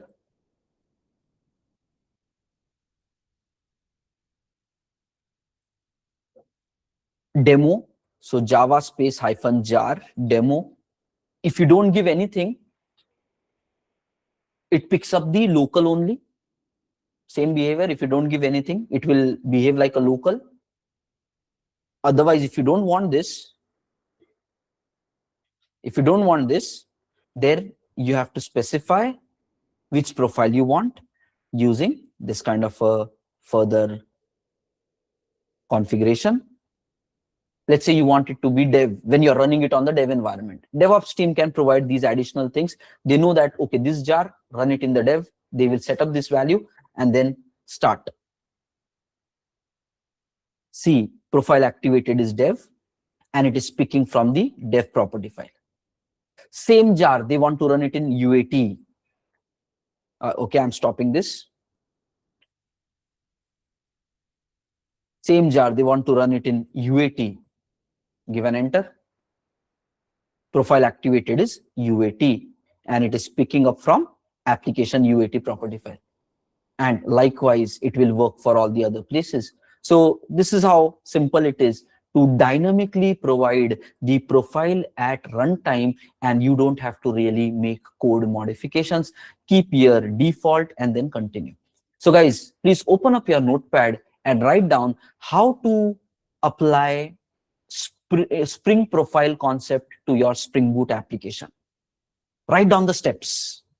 Let's say freshly, if your Spring Boot is not having any profile related configuration, how to set up Spring profile in your Spring Boot application. Just write down whatever steps comes to your mind. First, I will do this, then I will do this, and then in the property, what will be there, then runtime, what you will do. So everything, just think about it and start writing it down. I'm starting a 3 minutes timer on this one. This is how production setup we will be doing. Multiple property files, local in the property file, runtime pay different values, and accordingly execution will happen. In a microservice, there is further Spring Cloud related concept, Spring Cloud config related, where these property files can come from a different server also. In future sessions, once we get into more deeper about microservices, we will talk about the next level than what we are seeing right now. But for now, this much is good enough to start. Okay, please think and please write it down. How to set up Spring Boot in your Spring profile in your Spring Boot application. There is one more concept we should discuss, and then we will go into what project we are going to build. So there is one more concept with regards to profile. Everyone on YouTube also, please do this.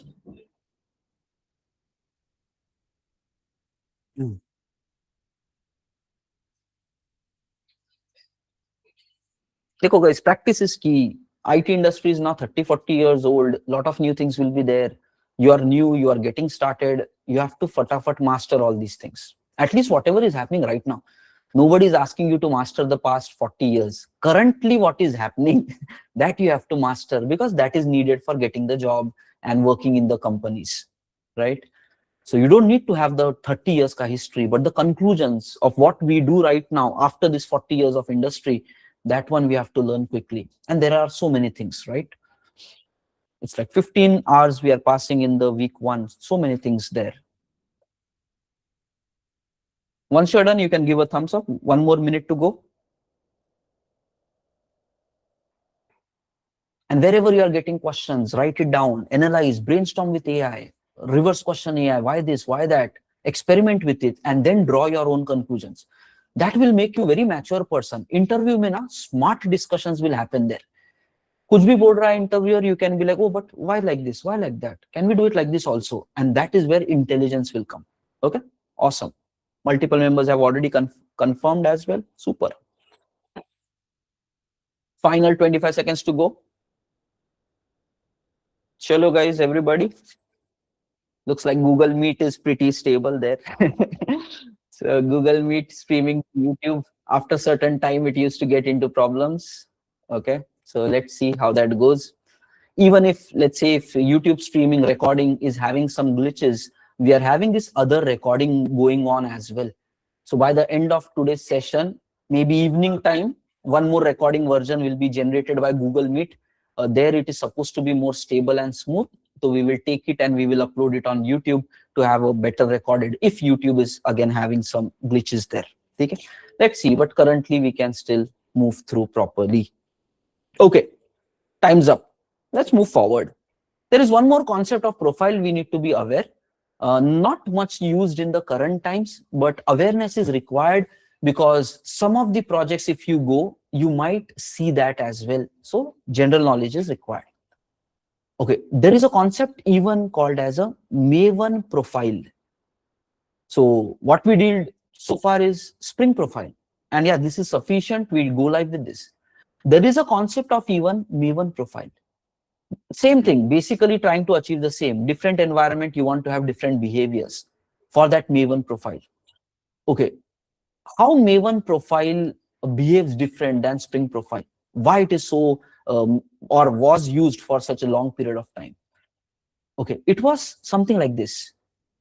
If, what is Maven going to do, guys? It resolves jar dependencies for you, right? That's what is Maven work. Okay, based upon the configuration that you do in the pom.xml, accordingly, it is going to pick up different jar files, and those jars will be added for your project. So that is the work of the Maven. It is a build tool. It will resolve your dependencies. Whatever you are asking, it is going to look and get the jar files and make it available for you. So Maven is for dependency resolution. It will add jars to you. Okay, sometimes in the projects, need came that in different environments, you want to use different jars. Long time ago, this used to happen in project-related life cycle. Okay, while you are running in dev environment, okay, use different dependency jar. Different dependency jar. And in QA, different jar. Or people can do it running in non-prod environment, different jar. And in prod environment, different jar. Nothing but runtime based, they want different jar support. So why this kind of case might be required?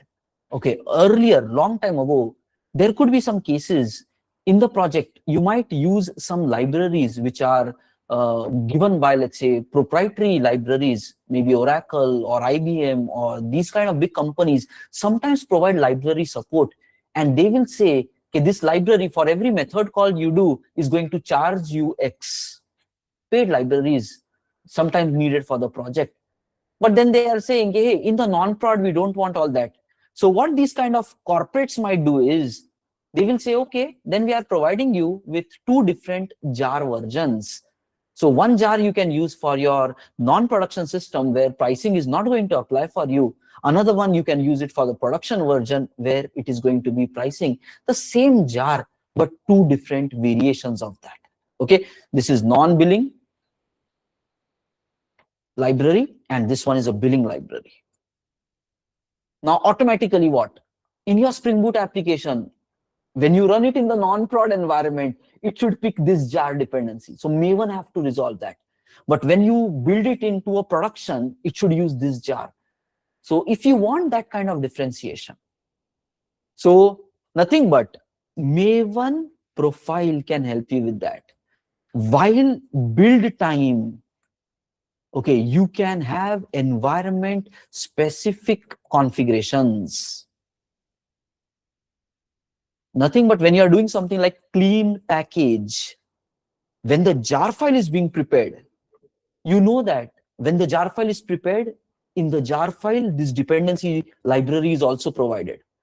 So during this packaging time, you can say, I want so and so profile, and for that profile, they will configure this kind of a jar. And otherwise, you will say, I want a production profile, and then this kind of jar will come. So what is Maven profile? Build time, environment specific jars will be resolved for you.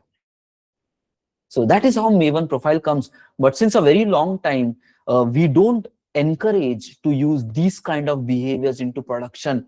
Why? Because some problems started happening into the real world. What is the guarantee that in the non-prod system, they had some code? What is the guarantee that in the production, same code is available? Think about it. You did your entire development and testing with regards to this jar. Now you're going to production with some other jar which is never tested. These kind of problems started to happen in this case. So then industry said, hey, let's not encourage this kind of behavior because we have done the testing into one jar variation. So we need only that kind of jar support. Then we can say confidently production is also running in the same jar version. That is the reason now Maven related build time environment specific configuration is not a common practice in the current times. Sometimes you might still see it in some projects, but again, not very much required also in the current time. But if it is available, you can work with AI and understand how to do Maven based profiling as well. Okay? So, but understand this is the main thing what Power Maven profile gives at build time based upon the profile, resolving the dependencies. Okay, so what is a Maven profile? It resolves dependencies for you, right? While you're running in non-prod, use this. So using Maven profile at build time based on the profile concept, okay, you can pick the jar or resolve the jar files, pick the jars needed or pick the dependent jar files, dependency jar files. Okay, and runtime just execute the jar. So command with that was something very simple. It is something like this: clean package -p and then dev. So approach during the building, you have to choose the profile, and runtime you can simply say java space -jar app.jar. Runtime pay you will not specify any profile, rather build time pay you will specify the profile. That's how Maven profiling works.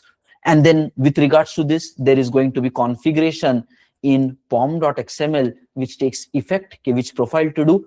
Accordingly the build happens. Execution wise, no dynamic environment selection. Again, the problem here is 4 times you are building the jar for every environment, and that is not aligning with build once, run everywhere model. But currently, people are suggesting to always do build once and execute everywhere. Okay, execute everywhere. So this is the recommended approach, which majority of the projects are aligning with in the current times. With this approach, 4 times you have to build, environment specific builds will be there, which is again like why, and then there is confusion. What if you build for dev environment, deploy it into the QA? Gaya. So that's all very risky areas, error prone situations. So this is cleaner and it works smoothly. So we need to use Spring profiling in prod. Okay, chalo guys, in your own words, take 1 minute to write down what is Maven profile concept. What is Maven profile concept? Understand, industry is very interesting if you understand it. Dekho guys, my personal suggestion to you, if you don't really like IT, don't come to IT. If you don't like coding, if you don't like programming, then don't come to IT. Because if you are coming here only to pass time and make money, no, you are going to be unhappy in IT. Okay, because there is going to be pressure, there is going to be deadlines. You should be here if you really want to do that. It should be a choice, not because your parents are forcing or somebody. Okay, you should do what you really enjoy. And if you're coming to IT, I would say enjoy IT because it is really amazing. So somehow I had a career line already decided in my college time itself. Okay, I will take special subjects IT, then I will get into the IT industry, and I like coding. So then my career of 15 years was very amazing. I was happy every single day. Challenging times were there, but it was fun. But I saw other people who really hated IT. Still they are into the IT. I saw how miserable their life became. Okay? So personal suggestion, but anyways, you know your situation better. But I would suggest do what you really love to do, because you will spend your 10 hours, 12 hours daily, and you have to do something which you really want to do. Okay, that what will make you happy in a long run. So let's say you made a decision, okay, ab IT karna hai. So start enjoying it. Don't say I cannot code. Don't say I cannot figure out. Don't say I'm not good in all these things. Seekho. Human being can learn anything. Even if you are right now not good, but if you put efforts, you can learn it. That's a quality given to human being. You might not become a like global expert in that skill. There might be some geniuses, okay? There might be some geniuses, but let's say you cannot become maybe a Kohli level or a Tendulkar level, or you take any other sport, Ronaldo level. You might not become them, but you can still make a great career. So even if, let's say, you don't like coding, but if you made a decision, I want to be in coding, you might not become a genius there, but you can still do 80% and still make a great career. So humanly, it's possible to adapt to any career line. Willingness to work should be there. Don't say, I'm not good in that. It's just that you don't know. You have to work more, then you will become good in that. Please remember this, your life will be sorted. No career is a problem. Any career you can make. You might not become the greatest in that, but it is good enough. You can become good enough if you work, and that is pretty great and highly successful, recognized, reputable in the world. 80% so definitely you can hit in that profession, and which is going to give you all the success that you need. Okay, so please be aware of that. So if you have made a decision to be in IT, start loving IT. And this is what I am trying to say. Okay, fine. Guys, are we clear with this? Are we clear with this? Start loving IT. Don't say nahi aa raha, nahi aa raha. Arey nahi aane walon ko, they will never get it. Okay. Chalo, good guys.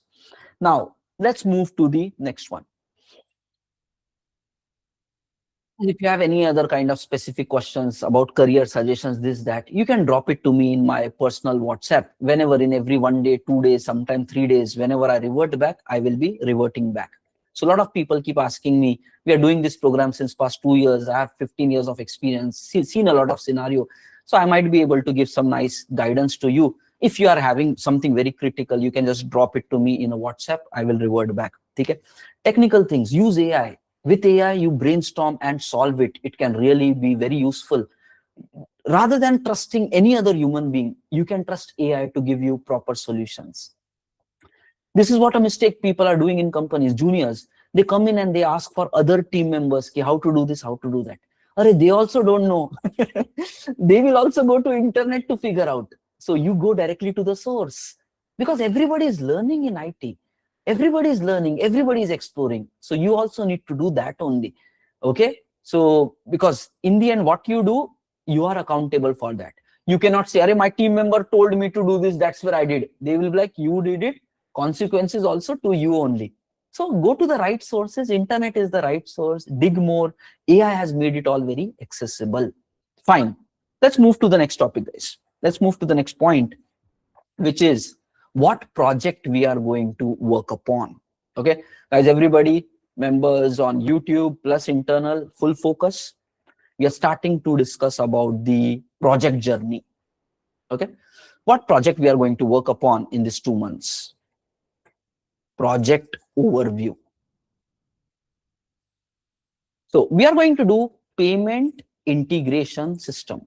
All this week 1 and week 2, they are the building blocks so that we can build the project.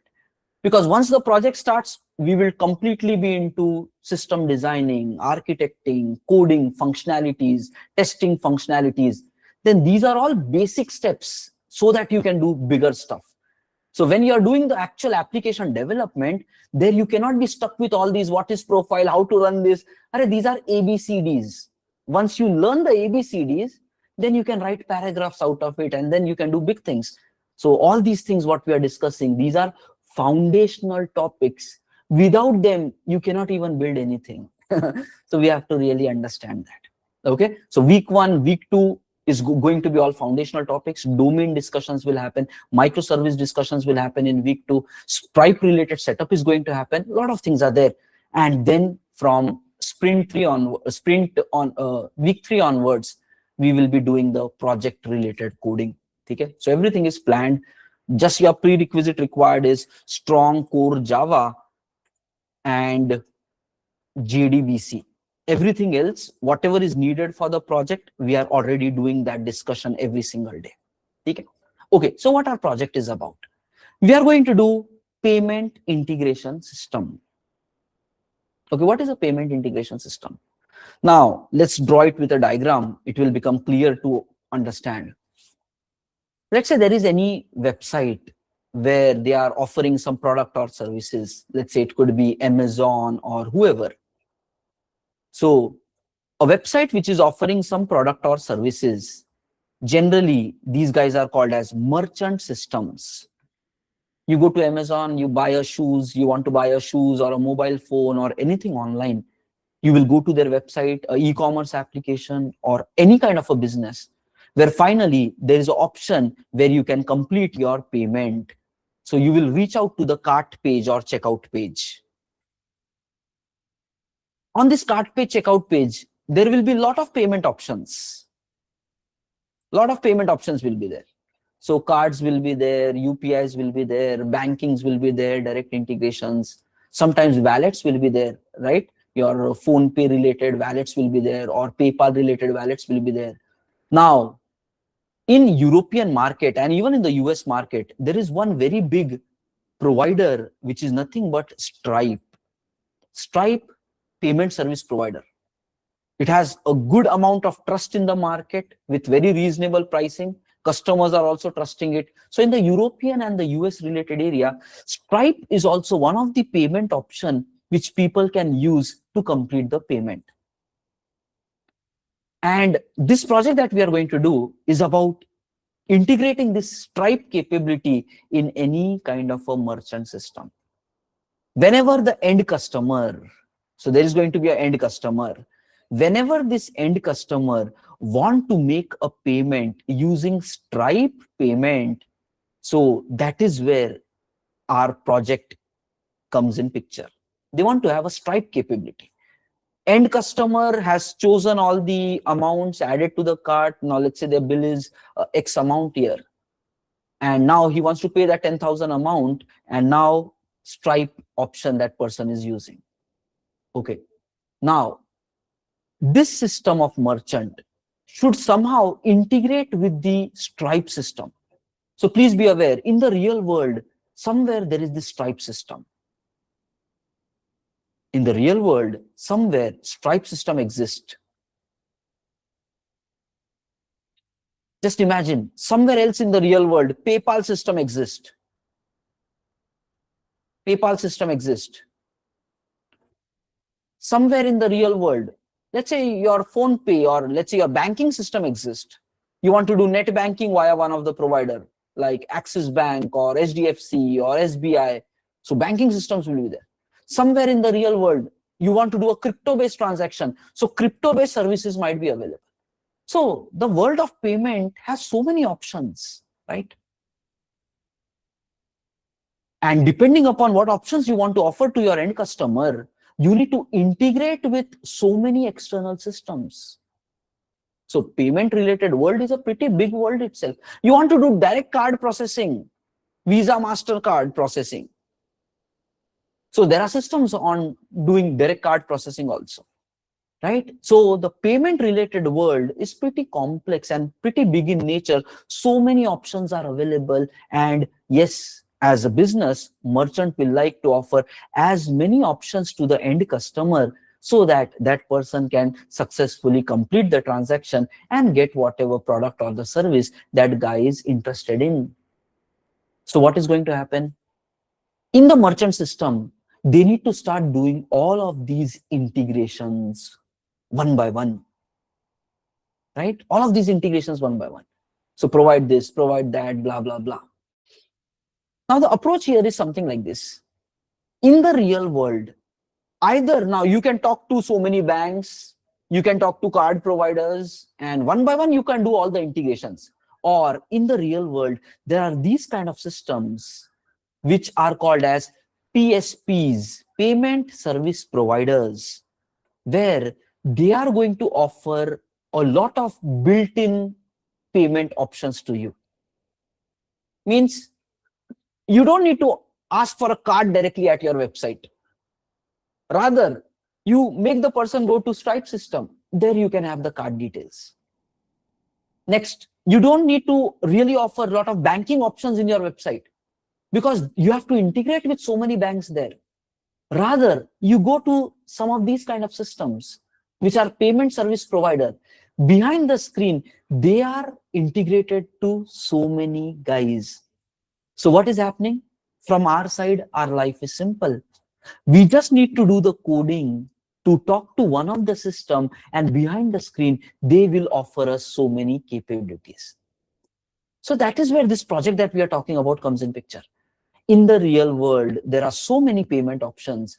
One way is one by one start integrating everything, and over a period of time, you will get so much capability. Another approach is you directly integrate with one of a provider like a Stripe provider or a PayPal provider. Behind the screen, they might have a lot of options as well. So if a merchant wants to make a payment capability, a smarter approach will be, for every new merchant, smarter approach will be to go with these PSPs. And guys, do you know this thing? Not all the end systems allow every merchant to integrate with them also. They will be having licensing. So just imagine if you want to directly integrate with HDFC Bank, it will not be that simple. You need to apply for it. HDFC ka then review, approval process will happen, and they might do every year audit with your website. So these big companies, banking systems, payment related systems, things are not that simple because things can go wrong. Money is involved here. So things are very much regulated here. Government rules and regulations will come. So anybody who wants, they might not be even allowed to integrate directly. So these kind of systems, if you have in between, PSPs, like Stripe, PayPal, these guys already have the licensing, approval, audits, and whatever, so that they can nicely talk to them. So what will be a smarter approach? If any merchant system wants to go ahead making the payment possibility, the smarter approach will be to integrate with any of this PSP and then get their capability. And as the project grows over a period of time, let's say you are feeling, or if we are completely dependent on Stripe only, then you can feel, okay, also give the option of PayPal on the website also. So you have now more than one option. What if in future, a new payment system comes in the world, which is not supported by Stripe, but is supported by PayPal? So over a period of time, more and more integrations you might have to do. Now just imagine, if your merchant business grows, currently you are using Stripe for card processing. Just imagine, if your merchant business grows, merchant will say, I want to directly now talk to the card processing because now we are 5 years old in the world. We don't want to pay additional charge to Stripe people. Per transaction, there has to be some billing going, right? So companies will say, we want to directly integrate with the card systems. So that can also happen. So the approach of this payment related system, whenever a website wants to offer a payment capability, one simple system could be take a payment service provider and directly integrate with them. They will take care of all the headache for you. You don't have to keep running after n number of integrations. More time will be required and stuff like that. If you are directly integrated to any of these systems, yes, you need to pay per transaction. You have to pay some fee to these people because they are offering their services. And then initially business will be okay with that. And as the business is growing, you would like the dependency on this one system to reduce. So you would start integrating maybe more payment service providers also to have more payment options for your end customers. And as you grow further, maybe you will skip some of these things and say, I will directly code with this This is how the payment projects behave. So what is the scenario of a payment project? What is the scenario of a payment project? In the real world, many payment options are available. If your website wants to offer those many number of options, one approach is one by one, start integrating them into your system. Discuss with them whatever rules and regulations, licensing approvals required, how they have built their system, technologies, how you can communicate. Full one by one study, analyze, build it. But it is a very time consuming process. Rather, you can talk with these PSPs, payment service provider. That is a smart strategy because they are connected with so many people. Yes, you have to pay some service fee for them, but the value is pretty high. So many companies will say, let's go ahead directly integrating with the system only. But as your project grows, you would like to be more self-sufficient. So you will say, I also want PayPal or maybe some other PSPs to get more options for your end customer. And as your business grows further, you might say, now I don't want these intermediate systems because now my business is good, my tech team is good. I want to now go into all this licensing, another headache, and then directly integrate with the core banking systems of the world as well. That's going to be the journey of payment systems of the current time. That's how payment capabilities can be added to the existing systems. Okay, guys, are we clear with high level how this coordination works? Payment related industry, it's challenging, it's critical, it belongs into this financial domain, banking, payment, it's all as part of the financial aspect of things.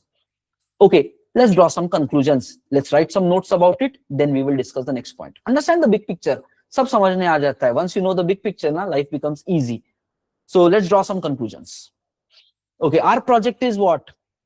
Payment integration system. How the payment integration system is composed of? Everybody, please put your entire attention. How the payment integration system is composed of? In the real world, many payment options are available. People might call them as payment methods also. Okay, payment options, payment methods, multiple options are available. Okay, one approach could be, as a merchant system, you start integrating them one by one in your application, which is going to be a time consuming process. Time, and then errors will be there, licensing will be there. So it is a very lengthy process. And you can imagine, while you are working on them one by one, end customer might say, I don't even use that system. I don't have that option. Why are you giving me that option? I can do payment only via so other option. So you are adding so much, but it is going to be time taking, and your customers might keep dropping also because capability to make the transaction is not there on your application. And in the real world, business is very critical. Customer might just go to some other merchant who is offering solutions, and it just takes a second for switching, right? So that's how the real world operates. So it's very brutal and narrow margins are available. So this is how it is. In the real world, multiple payment options and methods are available. As a merchant system, you can start integrating them one by one, which is a time consuming process. Okay, or there are intermediate systems like PSPs, payment service provider, payment service providers in picture. Okay, which are integrated with other payment systems.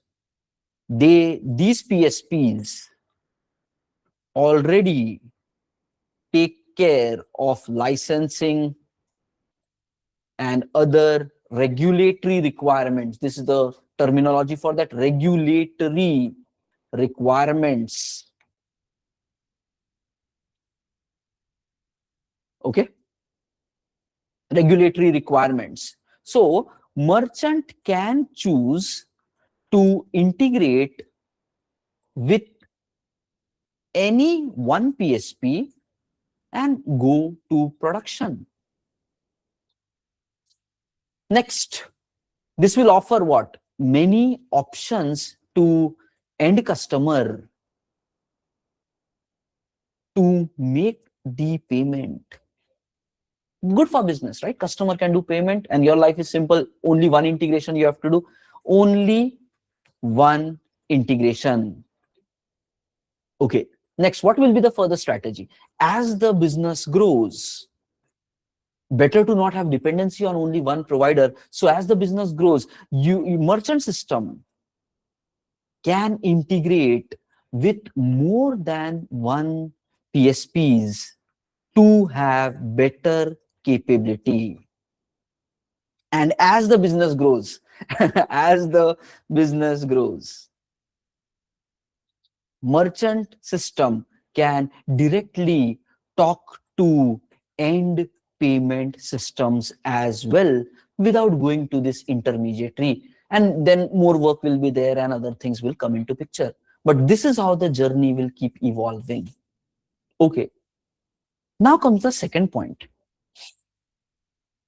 How the coding of this system will be done.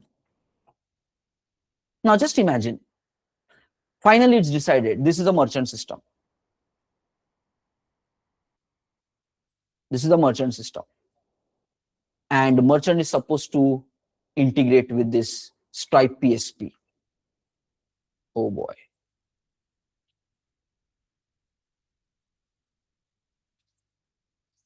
Okay, let's get this 100%. And let's draw this. This is the merchant system and this is Stripe PSP.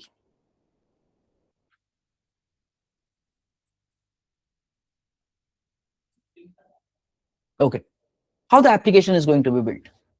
Firstly, please focus. Merchant has their primary business, whatever it is, right? Selling products online or services online, maybe shoes, maybe merchandise, maybe any kind of other technical gadgets or whatever. So merchant is having their own system. Let's say somebody goes to an e-commerce application, they will have so many of their functionalities where they will have all their functional microservices. In the modern times, everything is almost a microservice based application. They will have so many microservices which is dealing with all the end customer merchant related functionality, right? Login, profile management, and showing all the products when the user is doing the searching, then when the user is adding something to the cart, and all of that journey, the merchant has to build a functional system to support their actual business. Now, with the above approach, payment related, what are we saying to the merchant? We are saying, hey merchant, along with your actual functionalities, you also need to build some microservices which will integrate with these kind of PSPs. Maybe one or maybe more. We don't know. Microservice completely depends. Okay, how much should be the scope of a microservice? First thing is ultimate. Don't code everything together. Break it down into as manageable pieces as possible. So we will learn more about microservices next week. But the point is, you will need to do some coding. And so that the functional, let's say there is a cart service. There is a cart service. The merchant system has built something called as a cart service. And whenever the customer says pay, this cart service is supposed to talk to us, or this payment service. And this payment microservice is supposed to talk to this guy. Please note, cart service is never going to talk to this guy. Why? Microservice says every service is responsible for specific functionality. The functionality of the cart service is what? To deal with cart related options. The user is adding to the cart, viewing to the cart. So microservice cart service can deal with only cart functionality. Here you cannot do coding to talk to the Stripe system. You're mixing two things together. Dependencies cannot be created. Microservice says services should be independent, owning their own functionality. Simple, eh? Don't code everything together. There are dedicated services for dedicated functionality. It should have only that. That is microservice. So if there is a cart service, it deals with cart functionality. Now, in the cart functionality, you want to do the payment. So you cannot start coding the payment capability in the cart. For that, you will build separate set of microservice. And let's say in this one, it is going to integrate with the Stripe system and do whatever it requires. Now just imagine, over a period of time, you are saying, I want to now integrate with even PayPal. I want to integrate with other PSPs. I want to integrate directly with other banks. Are you going to mix all this into this one service? No. Everything, you will start creating more and more microservices. So this microservice talks here, this microservice talks there, this microservice talks here. Maybe some kind of coordination can happen between these microservices as well. That is an orchestration service which works on top of multiple microservices. A lot of things can happen as the project evolves. So automatically, one thing which is very obvious here is, why do you really mix payment related services with the functional services? How companies will approach this kind of thing is, they will say, let's create two separate teams altogether. One set of teams will only deal with the functionality of the merchant. One set of teams will only deal with payment capability. By that way, the projects and the teams and the company is going to be organized. Not everybody does everything. If you are building a startup, maybe there are 20 people, they might know everything. But as the company evolves, 100 people, 200 people, the systems will be segregated. Different teams will work on different systems. So a very smart approach is, don't mix the functional systems with the payment systems. Rather, the merchant system is going to be divided into two parts now. One is a functional part and another one is a payment system part. So we can say now the merchant system part one is where only the functional related microservices will be there. Merchant functional system. Merchant functional system. And on the right hand side, it's going to be all the payment related system. This we call it as the payment integration system. So looking at the big picture, we need to split it into two. Because currently you might say, it's only Stripe na, directly in cart service we can do. You cannot do it. You are building a microservice application. How can you do coding into the cart service? Practically not possible. You will create another microservice that is 100%. Now the question is, who is the owner of this microservice? Should the functional guys itself do it or put up a different team to do that? If there are different teams, system will build more smoothly because they are all independently operating. In future, you want to grow this to really have bigger capability. So better to have a separate system called as payment integration system to go forward. And now you can be like, okay, in the real world, so many options are there, Stripe, PayPal, and so many. But who is deciding which one to use? Let me tell you, that is not the technical team decision. This is a business decision which product owner is going to say. In the week one, we spoke about product owner is going to give you requirements. So product owner is going to discuss with the business team, and then they will finalize okay, which provider is offering how much pricing, how much stability, how much features. Will our customers will get trust on those people? It's all a business decision. They will do the analysis and the survey of the market. Then they will come to the technical team and say, hey, technical team, we are planning to integrate Stripe. Can you tell us from technical perspective how challenging this is, how much time it might take? Is our team capable to integrate those systems? So please understand, there are roles and responsibilities in the system. We don't say which one to use. It is their decision. They will do it after proper market survey, where the merchant application is mostly used, where are most of the customers coming from, or wherever they have a plan to launch their product, where the more customers will be there, which one is more trustworthy, how much pricing they are offering, how much stability they are offering. After all these factors, they will say, okay, we want to go ahead with so and so PSP. Now technical team, you evaluate it technically. So what is the approach here? product owner will discuss with business. Product owner will discuss with business after considering multiple factors that which is the right PSP to integrate into our system. Multiple factors. Next, product owner, also called as a PO, will reach to tech team to discuss how complex the requirements are. How much time will it take? Do they have any questions? And then tech team needs to analyze how to build the integration. This is called as integration. One system talking to another system, integrating it together, kind of plug and socket, right? You are integrating them together so they can work efficiently. Like that, this flow is going to happen. So product owner will make the decision, then they will come to the technical team, and then we have to do the analysis on how practical, impractical, and then we need to start with design and implementation and so on and so forth. Now, when you are starting with design and implementation, you have this kind of an option, rather code everything in the merchant side itself, or a good approach will be split it into two systems. One is functional merchant system, where all the merchant functionality is going to be there. And the second one is go ahead with a payment integration system.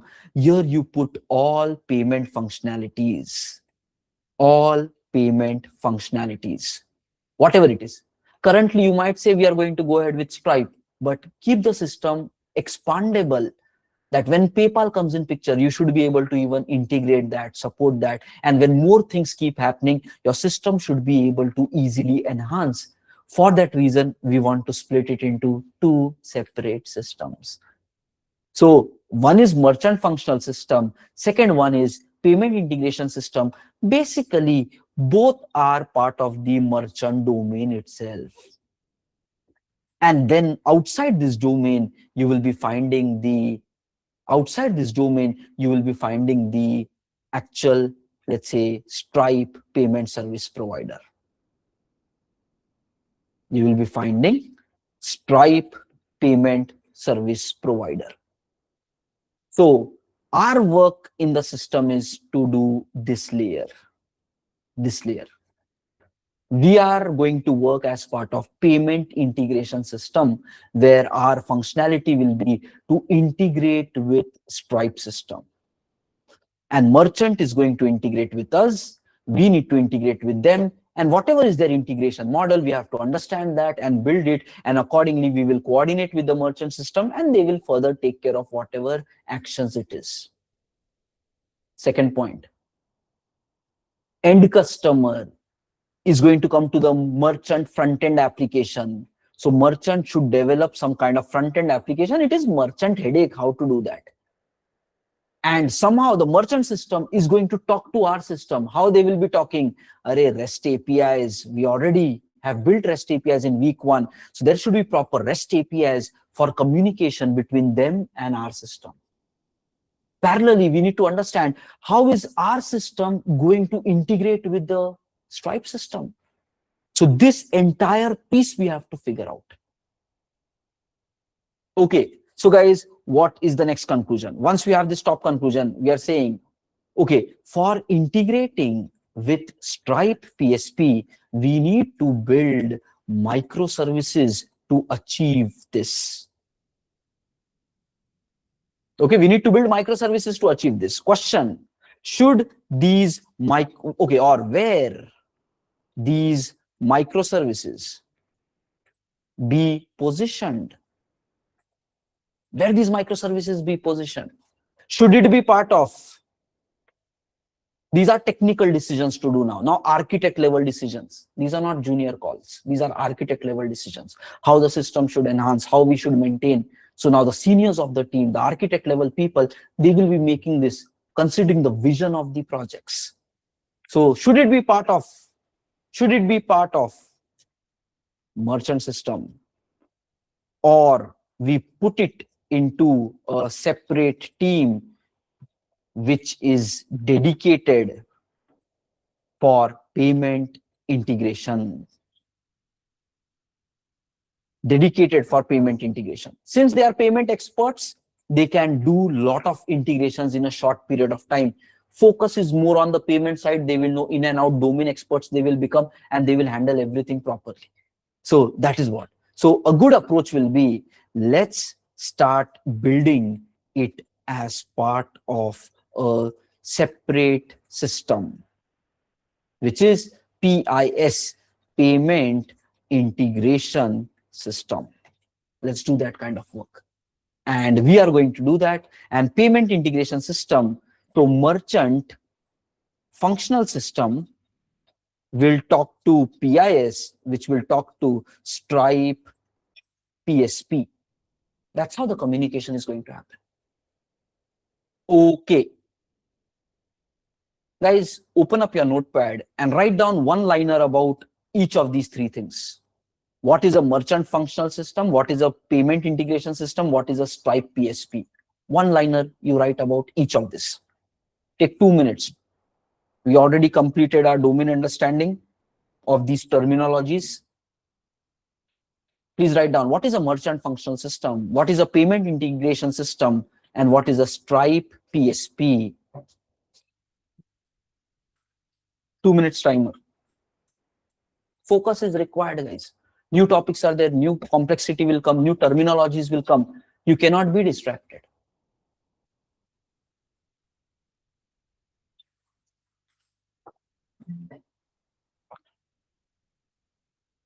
Once you're done, please give a quick thumbs up. Right now, 2 minutes timer is anyways running.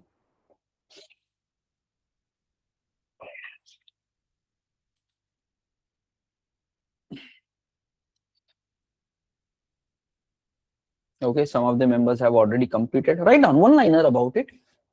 Because in the interview, when they say, hey, tell me about your project, domain clarity is also one important thing. You need to use the right terms. You need to explain it properly with diagrams, right? And when you're working in projects, this clarity comes out automatically. Multiple members already completed. Awesome. Awesome, guys. Let's go further. Let's go further. Okay. So now, as part of our technical team, we need to decide how to integrate with Stripe. That's our next question. Right? How to integrate with Stripe. So what is going to happen, guys? Everybody please focus. Product owner will check with the Stripe system. And these kind of PSPs will share as integration document. Okay? Everybody, please focus. The product owner is going to discuss with the Stripe guys, hey, we want to integrate with your system. How to make it possible? What are the options available? Please tell us. And Stripe is going to share some integration document. Integration document means their systems will be explained there. From technical perspective, if you want to integrate with Stripe, they will mention it. These documents could be anything. It could be maybe PDF files. Sometimes they will just share. And in the PDF, they have all the things mentioned, how they integrate, sample examples, how to call them, what will be requests, what will be responses. They might just give you that. Or they might also provide, okay, some kind of website itself where their documentation is available. For example, Stripe Docs. So these are big systems. PayPal, Stripe, Trustly, Square. These are big systems of the world. They will generally have a publicly accessible website where all their integration and documentation is available. So that is what we have. How checkout works. So we need to integrate this process. They have clearly explained how we can make this integration happen. As quickly as possible, you can do the development. Reduce your development time. It is a simple direct integration. Notice here, it supports more than 100 payment methods. That is what we are saying. Rather than now imagine, you want to integrate 100 payment methods. Array, this guy is doing already directly. It supports more than 100 payment methods and then multiple approaches, which lets your customer save their payment methods for faster checkout. You can accept payments by embedding checkout directly into your website, redirecting the customer to the Stripe hosted payment page. Now, all these things are technical discussions about Stripe system. Now we have to understand these things. So as a developer, product owner is going to come and they will give you this kind of a URL and say, hey, technical team, please analyze it. Please tell what are you understanding out of it? How we can build this kind of system? Now we need to start reading all these things. Wherever there is confusion, you have to think more, discuss it internally, and then start building this kind of system. Okay, now as you're reading it, notice they're giving some examples. Like this, it can happen. We can have this kind of integrations, blah, blah, blah. So they are giving some multiple examples of that as well. How the life cycle is going to be. Some examples of that they are mentioning. Plus, notice they are saying how the integration flow is. Notice this. A sequence diagram they have put in place. That if we want to integrate with Stripe, how exactly we can do that?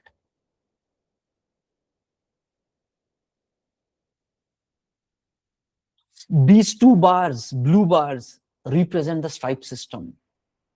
This represents the left-hand side, merchant system. From the perspective of Stripe, they are just saying, hey, you have a front end, you have a back end. That's it.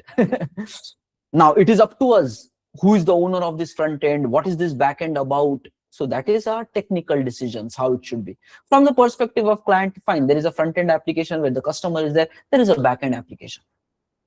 Look at the flow, what they're saying. Stripe is exposing some APIs. If you remember, we discussed this already in the day number 1 when we launched the terminology of APIs.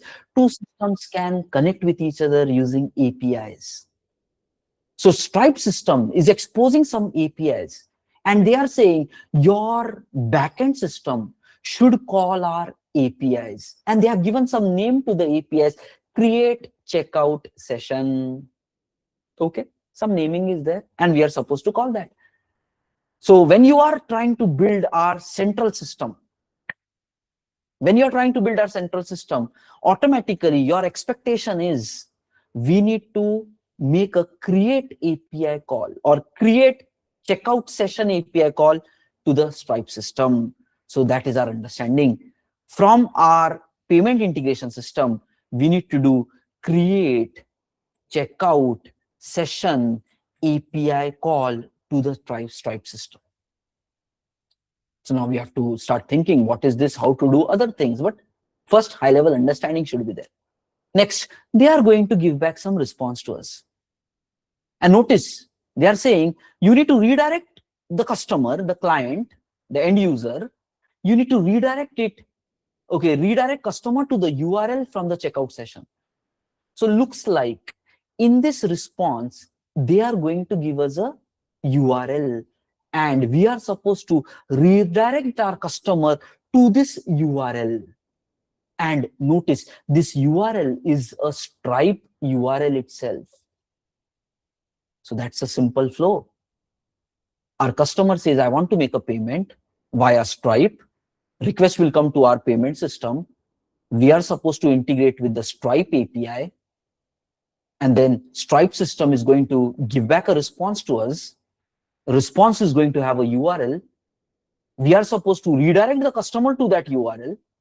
And the customer is going to go to that URL, complete the payment. And after that, customer is going to come back to our application. Just imagine this is the checkout page or the cart page where the customer says, okay, start the payment with Stripe. Then the request comes to us. We talk to Stripe. Stripe gives us a URL. We redirect the customer to that URL.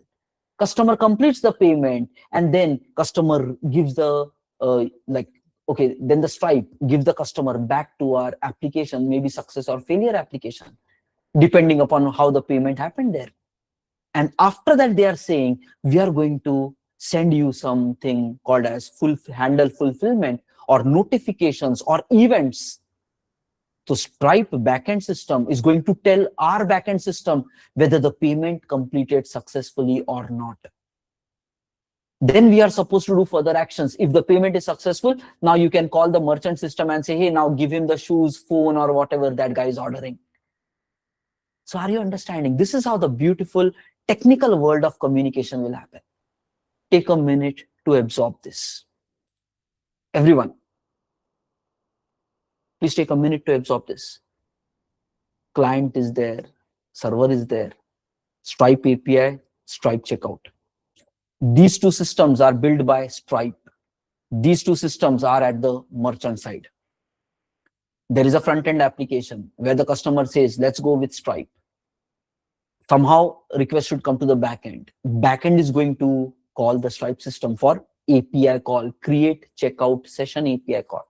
We already know what's an API. We are calling our API for addition, math, subtraction, division. So accordingly, some request will be there, response will be there. In the response, looks like they are giving us a URL. We are supposed to redirect the customer to this URL. Customer, this page is directly of the Stripe system. The customer is going to complete the payment. Stripe knows what is happening to the payment. We don't know.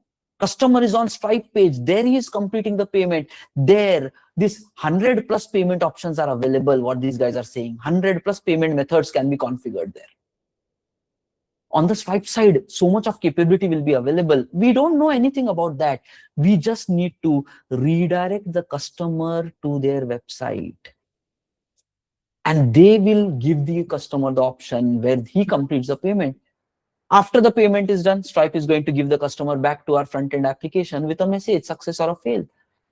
But what happened to that payment? Whether it was success or fail, we don't know. Because it happened at the Stripe side. So Stripe is saying, don't worry, our system is going to inform you what has happened. Whether it is success, whether it is failed, and whatever we tell you, accordingly, you can take actions on the end customer. You can either process it successfully or you can process it in a failure manner, telling to the customer, hey, your payment failed, please try again later, blah, blah, blah. So guys, this is the flow of integration of Stripe, which we are supposed to build as part of this 2 months. Okay, guys, are we clear with this? Please give a quick thumbs up. Are we clear with this? Okay, Harini is clear. Sandeepa is clear. Sheetal is clear. Okay, good, good. Chalo, let's resume back, everyone. Please focus again. We will now draw it with a different diagram from scratch. Okay, chalo. Guys, those who are not clear, please watch the recording again. These are basics. We are going it really slow. Please watch the recording again. Grow in your thinking. Catch up quickly. Okay. Now with the diagram, we will understand once more. Let's go. Everyone, 100% focus. Now, this is industry conversation. When you are in the team, वहाँ पे बच्चों का खेल नहीं है. They will not talk about ABCDs. They will not talk about palindrome. They will talk about let's build systems, let's integrate, let's do success handling, failure handling, redirections, what to happen in notification case. This is a day-to-day conversation when you are working on projects. You need to catch fast. And you need to be aware, if you're not able to catch fast, people are observing your performance. They will be like, this guy is not able to get it. So you have to be more faster. And that is the reason in the beginning, the people who really want to make a great career, they will spend more time in the system. Everybody comes late. They might go 2 hours early to office. Everybody is leaving early. They will stay late in the office reading documentation because there is so much to catch up. Those who are ambitious, they will put more work because they know that when they put more work on themselves, they become great and then the career will reward them. Sitting, crying, easy, nothing is easy, guys. In life, nothing is easy. You have to work tremendously hard to accomplish anything. That's what it is. Okay, chalo, aage badhte. This same flow, now let's read it from the words of Stripe itself. Simple 4 steps what they are saying. So from the diagram we understood first. Majority of you have clarity from there. Let's understand it level 2. When customers are ready to complete their purchase, your application creates a new checkout session. So, okay, so we are supposed to create a new checkout session when the customer is ready to complete the purchase. Next, via making the API call. Next, the checkout session provides a URL. So, checkout session is going to give us a URL. Okay, that redirects customer to the Stripe hosted payment page. Looks like the name of that URL is Stripe hosted payment page. When the customer is redirected to the URL, we call that a page will come when you are redirected to a URL. It is called as Stripe hosted payment page. Again, project terminology. So same thing, whatever is there in the sequence diagram, they are explaining here. Okay, you give it to the Stripe hosted payment page. After that, what happens? Customer enters the payment details on the payment page and completes the transaction. Fine, once you're on their page, you complete the transaction. Next, after the transaction, webhook fulfills the order. So using some event, nothing but they are saying once the transaction is completed, some webhook communication will be there, order fulfillment should happen, and they are saying we will send you something called as an event. So nothing but they will communicate us what has happened to the payment. They will just inform us whether it was success, whether it was failed. As simple as that. So the same flow which they are saying is covered into these 4 steps. When customer is ready to complete the purchase, your application creates it, you get a URL, and then you are supposed to redirect the customer there. Level 2 understanding has happened. So guys, level 1, we understood sequence diagram. Level 2,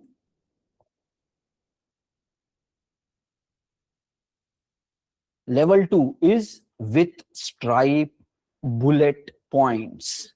Let's read it once more. When the customer is ready to complete the purchase, imagine he's sitting on the client page, ready to complete the purchase. Your application creates a new session. Nothing but our backend application should make a create session API call. And then in response, we are going to get a create session. Next, the create session provides a URL. So this guy is going to give back a URL to us. Okay, next, provides a URL, and we are supposed to redirect the customer to that URL. That URL page is called as a hosted payment page. So we are supposed to redirect the customer to that hosted payment page. What will happen on that? Customer enters the payment details and completes the transaction on that page. So customer journey is going to complete there on that page. Okay, what happens after that? Finally, they are going to inform us what has happened. That is a simple, straightforward flow. Guys, are we clear with this? Please give a quick thumbs up. Are we clear with this? Simple. Look at it from flow perspective. Awesome. So thank you for confirmations. Now let's do third level understanding from more diagrammatic perspective. Everybody, please put your entire attention. Ek aur level deep we will go. This is interesting. IT is interesting. Project development is interesting. Okay. Let's go to the deep level, level 3 understanding from our diagram perspective. Technical things behind the screen. Okay, what is going to happen? Guys, everyone, please keep an eye here. First of all, there is going to be a merchant system. We already know this. Merchant ka functional system is going to be there. Merchant functional system. Then we are going to have our system, which is payment integration system. We will be having payment integration system. And then we will be having Stripe PSP. Then we will be having Stripe PSP. Okay, now, please note, merchant system is going to have some front-end application. Merchant is going to have some front-end application. Using whatever technology, they have built a front-end application. In the front-end application, there is going to be a button saying, okay, yes, I want to continue with Stripe. Stripe PSP, I want to continue with Stripe, make payment with Stripe. Whatever, 10,000, 20,000, says I want to continue with Stripe. The merchant front-end system is going to talk to merchant back-end system. Why? Because whenever a payment request is coming, first their back-end system should validate whether everything is proper with the request or not. Directly, remember, we said on that earlier dates at day 1 or day 2 somewhere, don't trust the front end directly. Proper payment validation, everything should be done at the back end side. So whenever the customer says, I want to go with Stripe, their request will first go to their backend system. And this backend system could be a checkout service or a cart service, checkout or a cart service, whatever their name. It's a microservice, which will further check, okay, on this cart, how much balance was there, how much product is there, how much amount is there, what currency it is, which is the customer, everything is known to this service. Proper validations, checking, blah, blah, blah is going to happen. Okay. Next, so customer clicks. There is an end customer. End customer clicks on this page.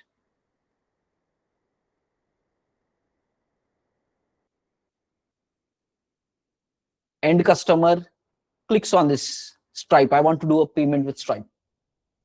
Merchant front end talks to merchant backend. Merchant backend system is going to make an API call to our system. Backend to backend communication will happen. This will happen using a REST API. Here we are going to build a microservice based system. More than one microservices will be there. Somehow they will do communication with each other. And then we are supposed to talk with Stripe create session API. So we need to do that integration, create session API. We need to do this integration. In response, this guy is going to give us a URL back. So we are going to get a session URL back. And then this session URL we need to take and we need to give it back to the merchant system, and which they will coordinate with their front-end application, and the customer is going to be redirected to the Stripe hosted payment page. This page is created by the Stripe side. So Stripe team has created a hosted payment page. Customer is going to be redirected there. Stripe hosted payment page. So that's what these guys are saying here. Customer, and now redirect the customer to the Stripe hosted payment page. Next, customer enters the payment details on the payment page and completes the transaction. Now, please note, this page is developed by those guys. The URL is given to us.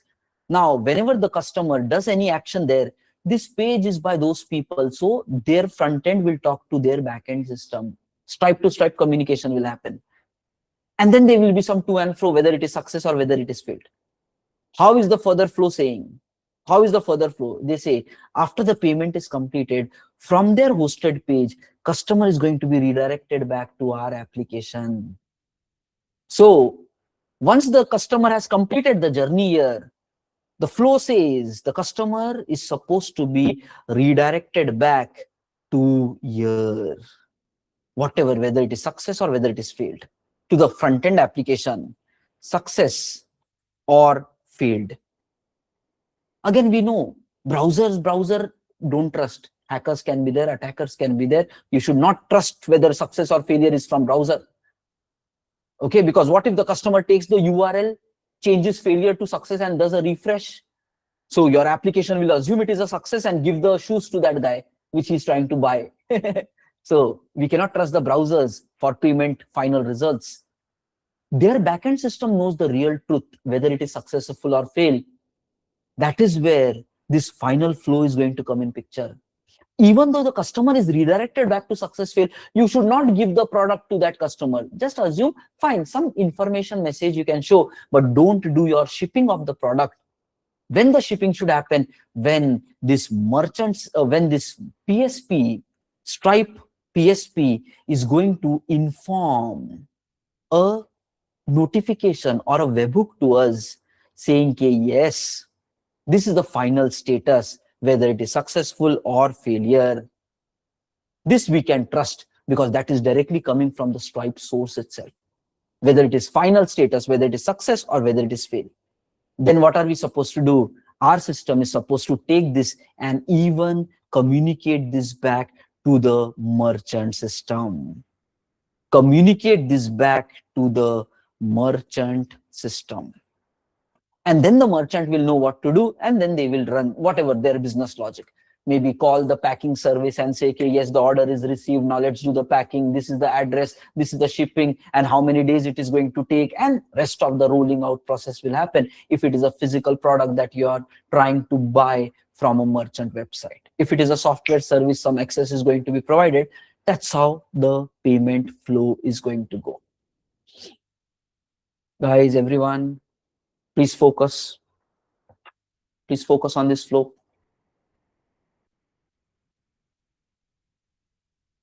Can you do this one quick thing? Take a screenshot of this right now. If you're on laptop, that's where it is very helpful. Take a screenshot of this and copy this image and open it maybe in your Excalibur, or you can open it in a Microsoft Paint, wherever, and write down steps here. What is step number 1? What is step number 2? One stepping, let's do it together. Then entire flow will become clear for you. Okay, everybody? I'm just keeping the, okay, let me do full screen here. I'm doing a full screen.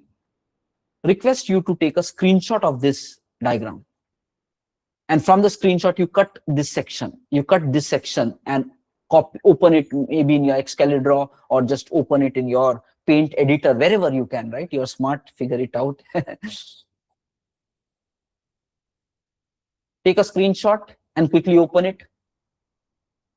Take a screenshot and quickly open it. Okay. I'm giving another 30 seconds so that you can do this activity. 30 seconds so that we can do this activity. Just to take a screenshot. Laptop is there, full screen it is. Take a screenshot, cut this diagram wala section and put it into Excalibur, or just save it into a different file, open it in your Paint application, whatever works for you.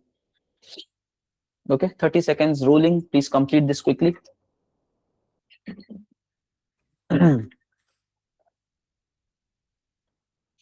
I will be writing the steps. You also write it in parallel.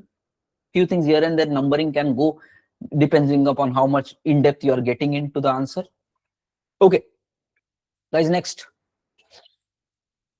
Did you take a screenshot? How many of you have taken a screenshot? Please give a quick thumbs up. Okay, badhiya. During interview time, diagrams se explain. Picture will make it more clear for the interviewer. Diagrams are very important. It gives clarity. Okay, very good. Thank you for confirmations. Chalo guys, everyone, let's continue further. Step number 1. Step number 1 is end customer. So all the colors, let's put it into maybe red. End customer adds the item onto the checkout page or the cart page. That is step number 1. Right? Doing all the shopping, adds it to the cart page and launches the cart page. That is step number 1. Step number 2, customer checks the order and clicks on, I want to do the payment via Stripe. So first adding to the cart, then saying, I want to do the payment via Stripe. Step number 2. Step number 3, the front end makes the API call to the merchant backend itself, where proper verification is going to happen. So that is step number 3. Guys, write down these steps in parallel. Don't wait for later. You also think in parallel, write it in parallel. So customer clicked on Stripe. The request goes to the backend. Backend is going to validate. If there is any problem here itself, they will do failure. They'll say, hey, no, you cannot proceed like this because of n number of reasons. Please try blah, blah, blah. If everything is okay, right? So that's a decision making will be there. If everything is okay, our system should expose some REST APIs, which these guys are going to call. So that becomes your step number 4. Merchant backend system is going to make an API call to our system to make this payment processing. Okay. Next, step number 5. We are going to receive this request. We are going to receive this request and then call the Stripe PSP system. Okay, so we are going to receive the request and do further processing. That simply we can say step number 5. Receive the request, do whatever processing required on top of the request. Step number 6. Our system is supposed to make a create session API call. That is step number 6. You make a create session API call. Okay, step number 7, you're going to get a URL. Before we get to this URL, let's go back to the Stripe documentation. And notice here, they are saying create session API, create session API. If you look at this documentation somewhere here, they have written checkout session API. Let's open it into a different tab. Let's open it into a different tab. There, what are they saying? Create a checkout session. There they have it. Create a checkout session. Just see here, create a checkout session. Notice they are clearly mentioning this is a endpoint that we are supposed to call. How the world connects in a HTTP protocol based upon URLs. So we are supposed to make a call to this URL. And while making the API call, we need to provide some request data. That's how an API call. Currently we go localhost math and then we pass, right? /math/ what was our yesterday's experiment? This. So this was our functionality of math running in that API. Correspondingly, these PayPal guys have mentioned it something like this. This is the URL. This is their URL. Call this. We already discussed in the day 1 how the domain mapping is going to happen. So they have created it with a domain mapping, not exposing their IPs and ports to us. We discussed this also. HTTPS means 443 is going to be the port. That's what week 1 knowledge is going to help you to understand the projects properly. These are base discussions what we completed in week 1. So HTTPS protocol, domain mapping, and then this represents the functionality. What we want to do, we want to create a session. For creating the session, for doing a math, you pass some numbers. For creating a session, you need to give some data. So what is this data? We need to read this documentation and understand how to pass the data, what to pass the data, and then you will pass the data. And if everything is okay, PayPal is going to give you a response. This is the JSON response which they are going to provide back to us. Notice in the JSON response, they are giving us a URL. That's the technical thing behind the screen. And that is what they are saying. Your system is supposed to make an API call to us. We will return you session. What session? This session. This is the session. They will give us this, and which is having a redirection URL. What is this redirection URL? Hosted page URL. That's the API call. The way we have done it in the week number 1 itself, making an API call and returning a sum here 503. So some request came with some data, response came back. They are also saying, yes, make a API call, pass some request, give some response. This response is from functional perspective. Our A plus B was also a functional perspective, just that a feature is different. But it is also an endpoint with some data giving a response, and they give us a URL back again here. Awesome. Next. Now, once you have this URL, you're back into this flow, you make an API call. Now you will be getting this kind of a JSON response with the URL. That is awesome. You get a JSON response. So Stripe is going to take this and they are going to do processing at the side. That is step number 7. Then they are going to give back a response to us. That is step number 8. Guys, everyone, please do it till step number 8, and session URL should also be received. Please complete it till step number 8. So we saw that it is an API call where it's just an endpoint URL with some data. They will do processing, give back a URL to us. We saw how that looks. That is the step number 8. Okay, step number 9, our system will get it and we are supposed to give it back to backend because the end customer is sitting here, client is sitting here. This guy has to be redirected to that page. So we just simply need to give this URL back. So now we will say step number 9 is we do the processing of this response, whether it is success, whether it is failed, and accordingly we will be responding back to the merchant system with the URL. So guys, everybody, we need to respond back to the merchant system with the URL. Once the URL is given back, further, the merchant backend is going to return this to the front end where the customer is going to be redirected to that URL. So we will be further giving it to the front end where further actions will happen. Then the customer is going to be redirected. That becomes your step number 12. Then customer is going to complete the payment year. While this completion is happening, the hosted page is going to talk to their system.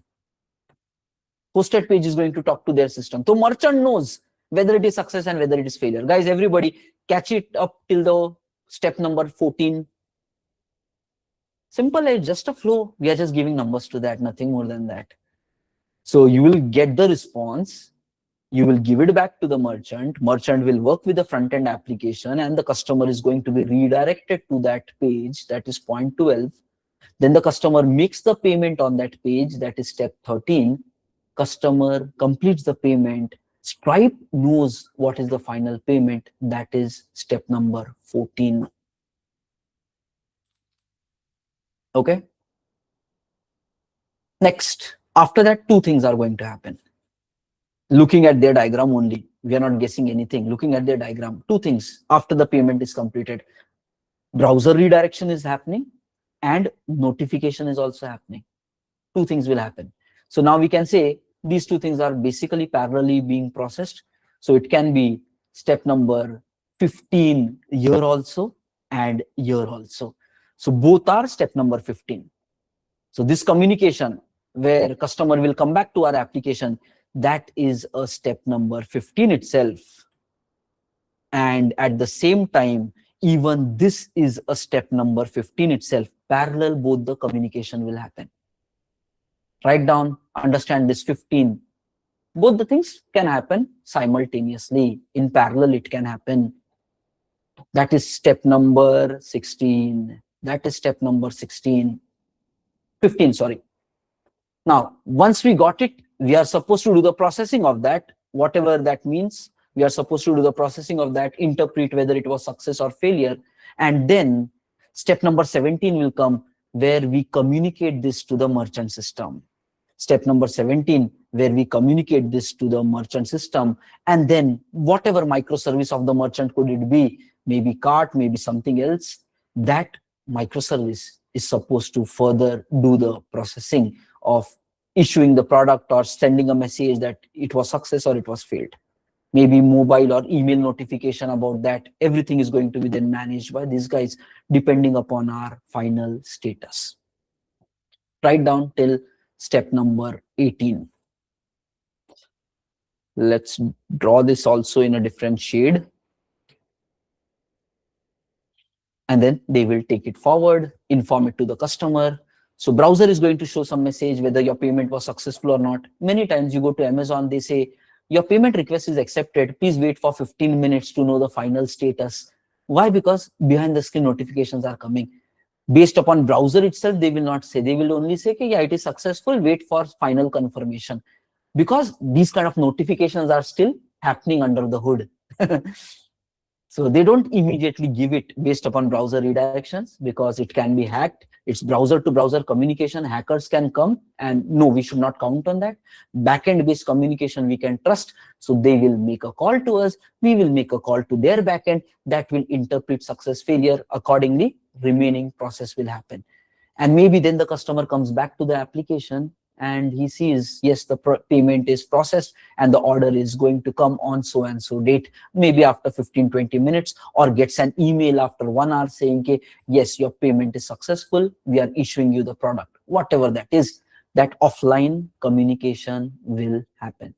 Guys, did you finish all the 18 steps. So in the interview, when you are explaining about project, you need to start with this. We are making Stripe PSP integration. As part of the merchant system, functional will be there, technical part will be there. Stripe has given us a documentation. We read the documentation and understood how it needs to be developed. They have given us flow diagrams, sequence diagrams, and then this you have to draw. Before even getting into the technicality, okay, how to do this API development, what is request, what is response, what is security, first you need to discuss what the project is. This discussion is the first discussion. Tell me something about your project, and then you start with functionally first explaining, okay, we do integration with Stripe so that our customer can make the payment. Then you split it up into two systems, and then you draw this. This is the functional understanding of the system. This is the functional understanding of the project. That is stage number 1 that you will cover. After that, we get into deeper about what microservices it is and how we are going to do it. Basically, we are going to integrate with these APIs. We are going to receive this notification processing. So as part of this 2 months, we are going to develop primarily 2 microservices, guys. Okay, we will be developing 2 microservices. One is Stripe provider service. Here, the primary work is going to be integrate with this checkout session and notification handling. So Stripe API integration with create session we need to do. Next, notification handling we have to do, plus whatever success or error handling should be there for all success and failure cases. So this much amount of work we need to write one microservice which is going to do integration with the Stripe system. The second microservice that we are going to build here is validation service, payment validation service, which is going to be here, another microservice, which this guy merchant is going to call. So whatever that API is, API contract is, we need to figure out all of those things. Merchant is going to call, and this validation system we are going to build. What is a validation system? Every incoming request coming to our system, we need to validate. Every incoming request we have to validate. Only genuine requests should be processed further. So that is the responsibility of validation service. Process only genuine request. We have to build here a functional system, validation framework. We need to use here Spring validation module for request process validation. We need to build here field validations and business validations. Nothing but some validation rules will be there. What kind of payment to process, what kind of payment should not process. We are going to take some examples of that. Next, we are going to implement security here using HMAC SHA 256 algorithm. We will be implementing here Spring security for doing the incoming payment related processing. And here also, we are going to do some error handling. This is going to be the flow. And we are going to work with the database here. Here we will be using MySQL DB. So in order to work with the database, we will be using Spring Data JPA as part of this microservice. So we are going to integrate Spring Data JPA in our payment validation service to integrate with the database. Here we are going to use some Redis cache for integration. Redis cache for integration. Here we are going to use some microservices related concepts like circuit breaker, like Eureka server communication, Eureka service registry based communication, like Spring Cloud config server for processing. How to make synchronous REST APIs using REST client, how to build a proper modular design patterns to use while building the application. Lot of work is there. I'm telling you, all 100 hours is going to be must have, and amazing knowledge will be discussed. We are doing this program since past 2.5 years now, and every single day till the end of the program, massive amount of discussion will be there. I'm telling you, what people learn in 2 years in IT, that we will master in 2 months.